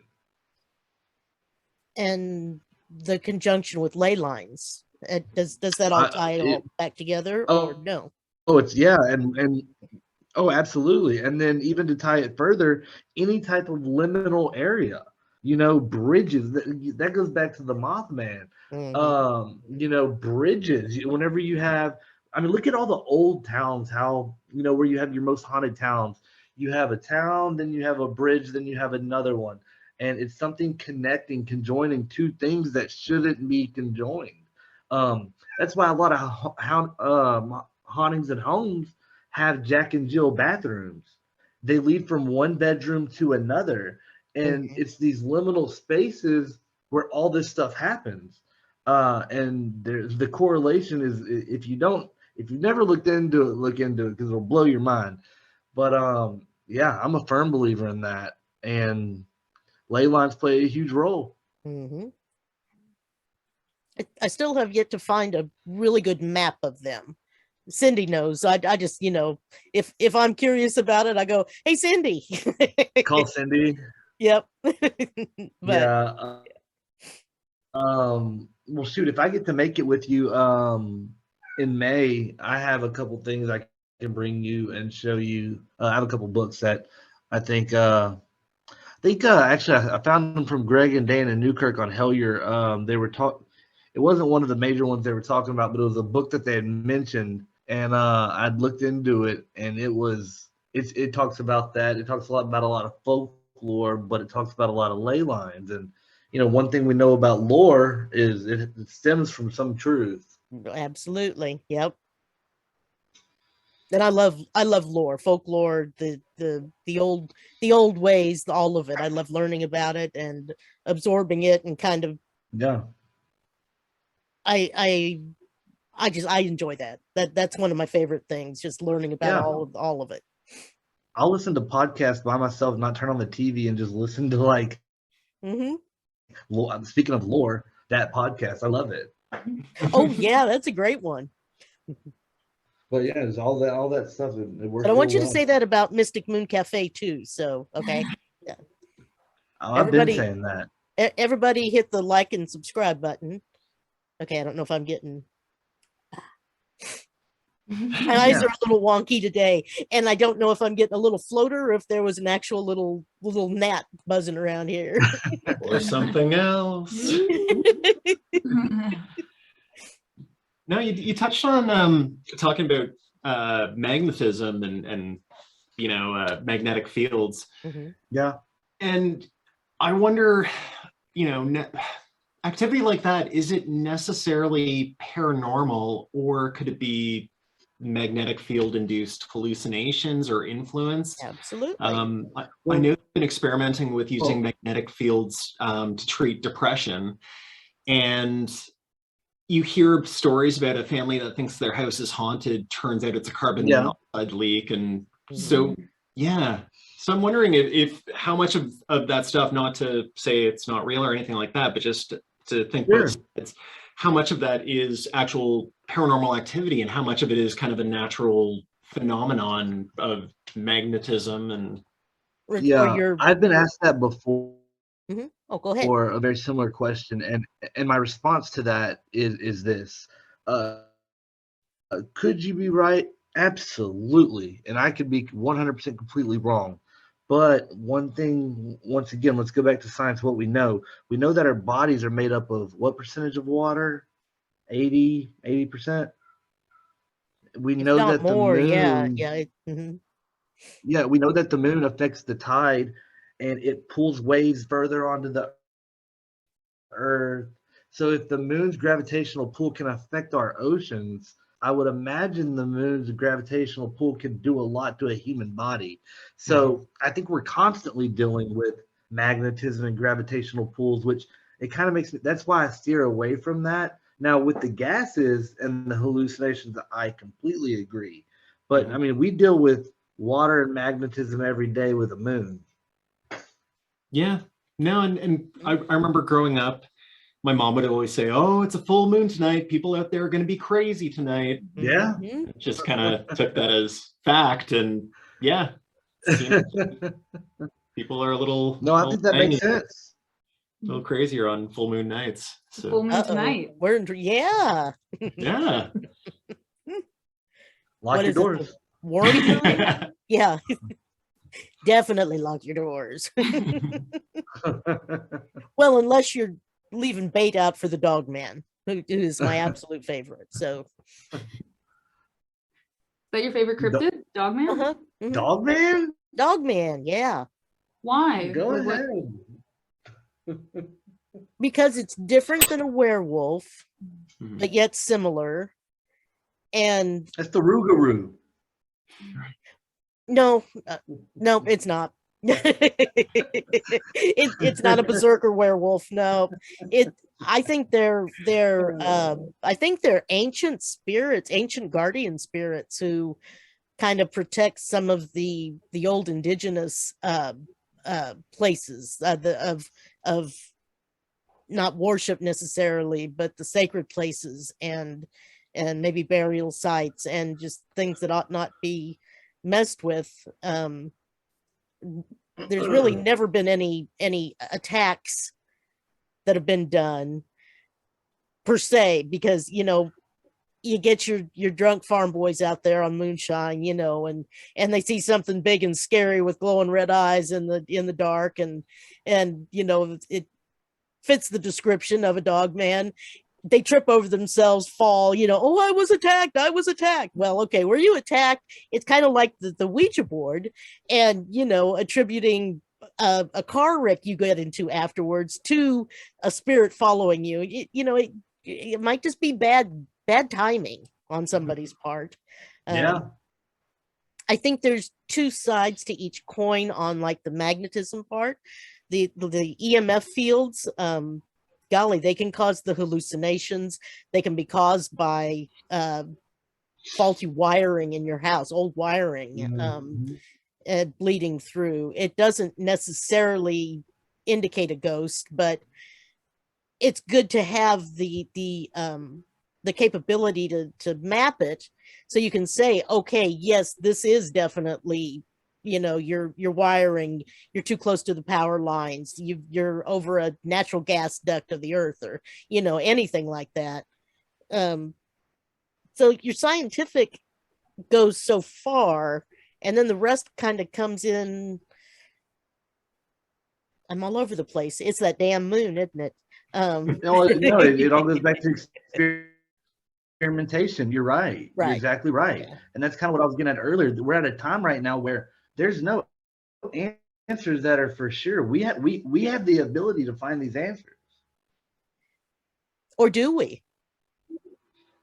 Do we have can the go right? Do further. we have the We right can go further. frequencies? Yeah, right. We can Oh go no, further. no, we're Yeah, definitely not on the right frequencies. right. But we can go further. Mm-hmm. That brings to light, like the subsonic. Infrasound? Yes, thank you. Yes, the experimentations, and I think that holds a lot of merit because, okay, dogs can hear or sense, a lot of the energy. Animals can, and it's so far. Is it above or below what humans can perceive? That I think it bears further study, a lot more study, and that's Think me. of a dog whistle. I never knew if those worked or not. And my dogs looked at me like, yeah, right. Where's my treat? Yeah. I think you can measure it. But that's another thing that's kind of weird. It's like sound is one of the weird things. The reason why they say, well, supposedly spirits can manipulate the energy of sound so much easier than they can anything else is because it is the slowest moving wave as opposed to like DC current or microwaves. Sound waves are the slowest moving, so the spirits can use their energy to manipulate that into words. I mean, go back to when did Poltergeist first come out? The 80, white noise like in the 83, TV. 83 or 84. Yeah, I mean, that's some stuff we've kind of always thought, and now we kind of know what we know, but Mm-hmm. do we know? I don't know. What do we actually know, right? Yeah. Yep. Which makes it that's why it's so interesting to Yes. be curious about these things and ask those sort of questions. Absolutely. It's really the last great, well, not the last great unknown, but one of the last great unknowns. Yep, I agree. Yeah. What happens when we die? Mm-hmm. We'll find out one day, or will we? I know one thing: our bodies will go in the ground for the most part, or at least in a coffin, or for the most part. But that's all I know. An urn. Mm-hmm. Oh, yeah, or an urn. Yeah. Mm-hmm. Mm-hmm. My point is, that's all I know. Right.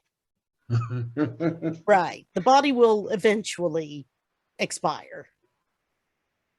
Right. Mm-hmm. Okay. Oh, wow. That time has flown. Oh, it's midnight. Mm-hmm. Oh, wow. Okay. Yeah, we've been on for about 2 hours here. Wow. Time flies. Anything we haven't covered that that any of y'all wanted to cover this evening? They have any questions that they want to answer or they want me to answer? I mean, I don't know. Is there anything out there that they want us to answer, or do y'all have anything y'all want to talk about? Good from our side. Are there any other questions from the audience, or? Not that I saw, but that No? doesn't mean I saw them all. Okay. Facebook gets a little tricky sometimes with the chat. Yeah. We just got one in. What are all of your favorite horror movies? Oh, there we go. Uh-oh. Was that is it used with a voice modulator and a mask?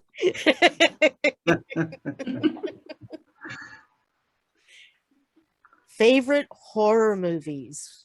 Well, the scariest one for me would have been Nightmare on Elm Street. Really? Back in the day. Yeah. Yeah. Get to you in your dreams and nothing you can do about it. Yeah. Holy cow. But, I've done a lot of growing up since then, I hope. And but that would be the most scarring, most memorable.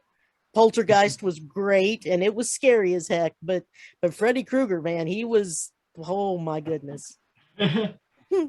Yeah, for me, it'd probably be The one that really got me when I was young was The Exorcist. I was staying up late building a Lego castle as a kid, and my parents were going to bed, and I said, "Oh, can I stay up and keep building this?" And they were like, "Yeah, sure." So they left the TV on, and next up, The Exorcist. And I thought, oh, a movie about exercise. Okay, Ooh, whatever. all right. Yeah, it freaked me out when I did. I haven't watched that one to this day. So, Really? yeah. Oh, you gotta watch it. Why? That's kind of, you kind of have to. No, I really don't. When do you got to? Oh no, I really no. Because there's still enough of that little Catholic girl in me that, goes, what if? I'm just going to be respectful and not watch it. Yeah. Anna. I don't know. When I was a kid, the one that scared me, you guys are gonna make fun of me, but it was Signs. When the alien walks by in the like found footage video. Oh, like 12-year-old me did not like that. Oh yeah. Was that M. Night Shyamalan? Yep. Yeah. Yes. I didn't like that they. Okay, I won't spoil it. No spoiler alerts, but yeah, They came out so long ago. Sign had that creep factor down. Yeah, I think I know what you're about to say. Kind of the way the movie went in the end, and Yeah.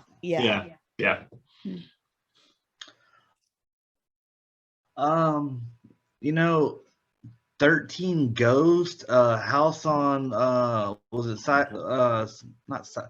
what was a House on the Hill where the billionaire invited all these people and they had to stay the night. Yeah, that one was really scary. I was probably in like 8th grade, I guess, when that came out. Like that really was freaky to me. 13 Ghost was really scary to me. I never really watched horror movies until I got to 14, 15, 16. So that's probably what, like 97, 98, 99. God, you guys are just so young. I mean, yeah. But those are the movies that really scared me. Like, I watched all the other horror movies and I liked them, but yeah, I mean, 13 Ghosts scared me, and then yeah. I used to love, and I still do, just love the old Universal movies from from the 30s and 40s and 50s and stuff. That probably part of my Dogman obsession would be going back to Lon Chaney being the werewolf and Wolfman. And it was so sad. It was such an incredibly sad story, quite a bit like Frankenstein. It was just, there's such an element of sorrow to that just tears your heartstrings out. And then you can go to the 60s of The Haunting, the original Haunting movie. And that was creepy. That was creepy as heck, but not necessarily scarring. Mm-hmm. Alfred Hitchcock, now Birds, to this day I still don't like Birds. But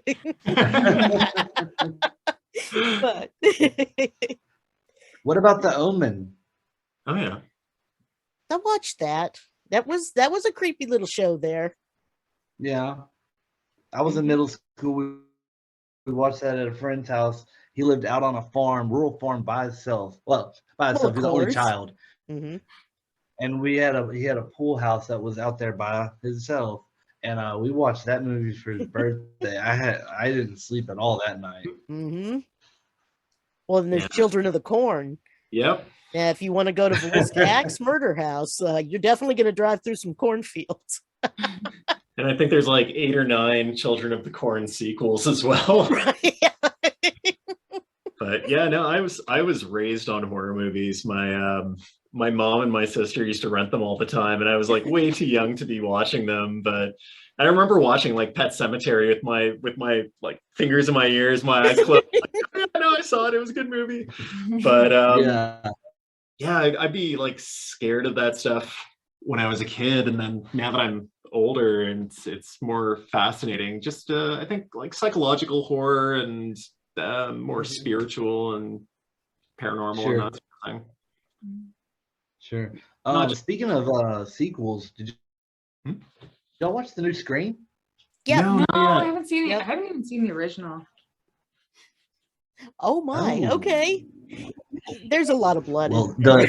Yeah. it was the new one was really good. I was really impressed. Cool. Yeah, Nice. we'll have to watch it. No Yeah. spoilers. We were watching Eli Roth's Haunted History of Movies or something like that, and he goes through all these classic horror movies. And we're watching one about the Scream movies, and she's like, "Oh, could we turn this one I off?" haven't seen Yep. this. Right, who the killers are and everything, and We've all got our crosses to bear there. So. Oh yeah, don't. Yeah, it's funny. Mm-hmm. So many good movies, Mhm. Yeah. Yeah. but well, guys, it is that time. So if you would like to put contact information out to the listening audience, and I've dropped a few links in chat tonight, so hopefully anybody that didn't have it does now. Sure. Yeah, sure. Best way to follow us would probably just go to our website, wehavefun.lol, and all of our socials are tied through that. Yep.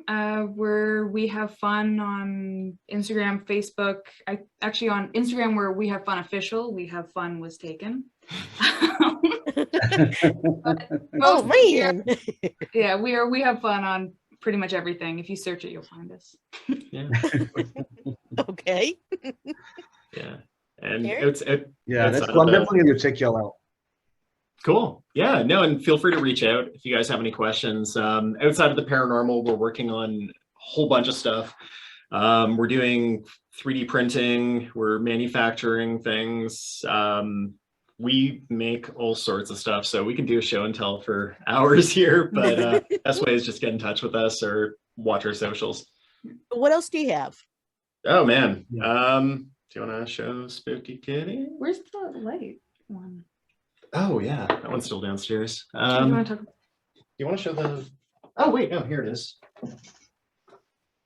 Ooh. I don't know if I have a plug. Awesome. Look at that. Yeah, so Yeah. this is Danielle created kind of like a retro Halloween thing. So we got to find our plugs here. Oh. I swear we didn't set up the studio last minute. Yeah, so we've been combining artwork with LED lighting as well. Do you have it going in there? Sweet. Yeah, actually hold that for a Yeah, sec. for sure. Grab mine. Oh, it is going. Oh, okay. It's glowing. Yep, we can see it. Yeah, this is our first prototype of our spooky kitty light. So we actually Nice. got commissioned in October to produce this design. We made a big one for a customer of ours, and then we've been taking a step further. So this was like a proof of concept, and we can do all sort of cool lighting effects on it. And so, Sweet. yeah. Let's see what else we can do here. And how long are y'all taking to build Ouija boards, like to order? Sorry? If someone wanted to order a Ouija board through you guys, do y'all do special orders? Or y'all designing them? Yeah. What? Yeah, we do commissions. We do have a bit of a wait list right now, Mhm. but feel free to, send us your ideas, or if you have designs or anything that you'd like for us to take a crack at. And And we do have a contact page on our website too. Cool. yeah, we're manufacturing action figures as well. There's a Oh yeah. Toronto artist that goes by the name of Urban Ninja, or I think on Instagram he's Urban Ninja Squadron. And he reached out to us and had us produce these action figures for him for an art show. So these are made in ABS plastic, which you find action figures or even Lego pieces are made out of ABS. And here's a sneak peek. I don't know if we can reveal this one yet, but this is the next one that's he's coming out with. It's the character doing like a yoga pose. Ouch. A proof of concept. So yeah, we're making action figures, just kind of, yeah. Now, to here's me, one. that is definitely paranormal because I have a spine and I can't do those things. Yeah. There's not enough hours in the day for all the things. Yeah, I know. Danielle's been experimenting with making neon signs using LED. And we're collaborating. So Urban Ninja Squadron, or Urban Ninja, is one of the artists that we're collaborating with. And there's another artist as well, Wes Weil, who has designed some talking board designs for us. So yeah, actually we can show that. We're going to be meeting up with him tomorrow to discuss kind of next steps. But this is his design. Oh, that's Hopefully nice. you guys can see.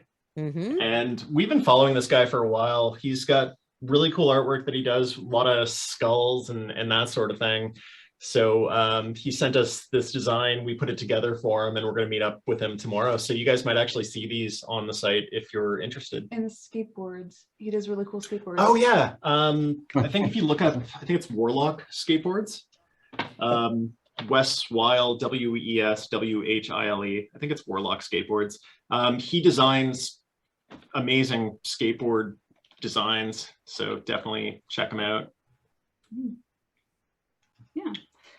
Anything else? Now, do you all put any kind of a rubber type backing on your boards, or no? Or No, it's polyacrylic, so it's like a protective barrier. Like it's not like nude, you know. We stain them and finish them. right, but then on right. the back of the planchettes we have little fuzzies, so it slides. Yeah, little felt pads that we've been using for now. I've got some like ball bearing sliders and stuff that we haven't tried yet. We'll see how those work, but the felt pads work pretty well. Yeah. Sweet. Yep, Very that's what I got too. Yep. Oh, yeah. Nice. There you go. Yeah. Mm-hmm. Now we're gonna It worked have very good. on the 31st of this month, in 2 weeks, basically, we're having not Brandon Weston, because he's the Ozark guy. It's another Brandon. And he works with Karen Dahlman, and he has this incredible collection of planchettes and old talking boards, and some of them that really didn't make it through the spiritualist movement. He's got so much knowledge on all of that, and he's in apparently just extremely high demand everywhere, but Karen got us an interview with him. So he will be on the 31st, and that's going to be a fun show. Cool. Mm-hmm. Mm-hmm. Yeah, you're doing big things, Wendy. Here we go. I just have fun talking to my peeps. I make a lot of friends, like you all. I'm so glad for that. Yeah, me too. Yep. But Here, we're gonna switch to that camera. There we go. Sorry, okay. Oh, that's all right. I didn't have it plugged in, so we'll go for this angle. That's a good angle too. Thanks. Mm-hmm. All right, guys. Well, I that's about it for this evening. It's been a great I don't want to fall show. asleep on y'all. Thank you so much for having us. Yeah, thanks. This is a lot of fun. Absolutely. Thank you for being on.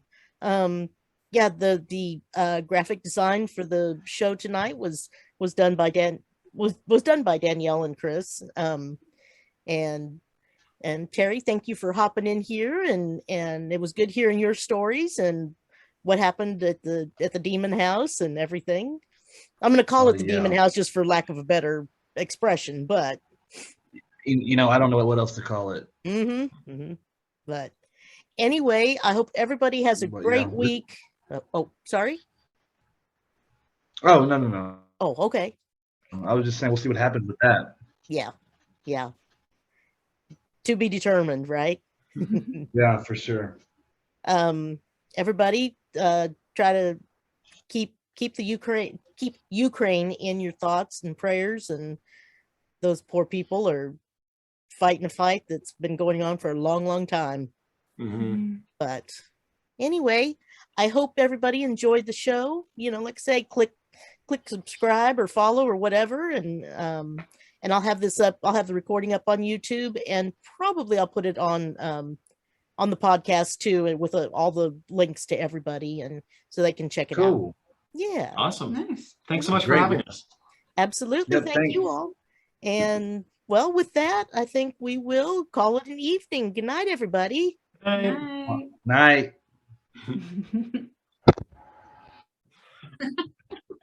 Okay, and stop.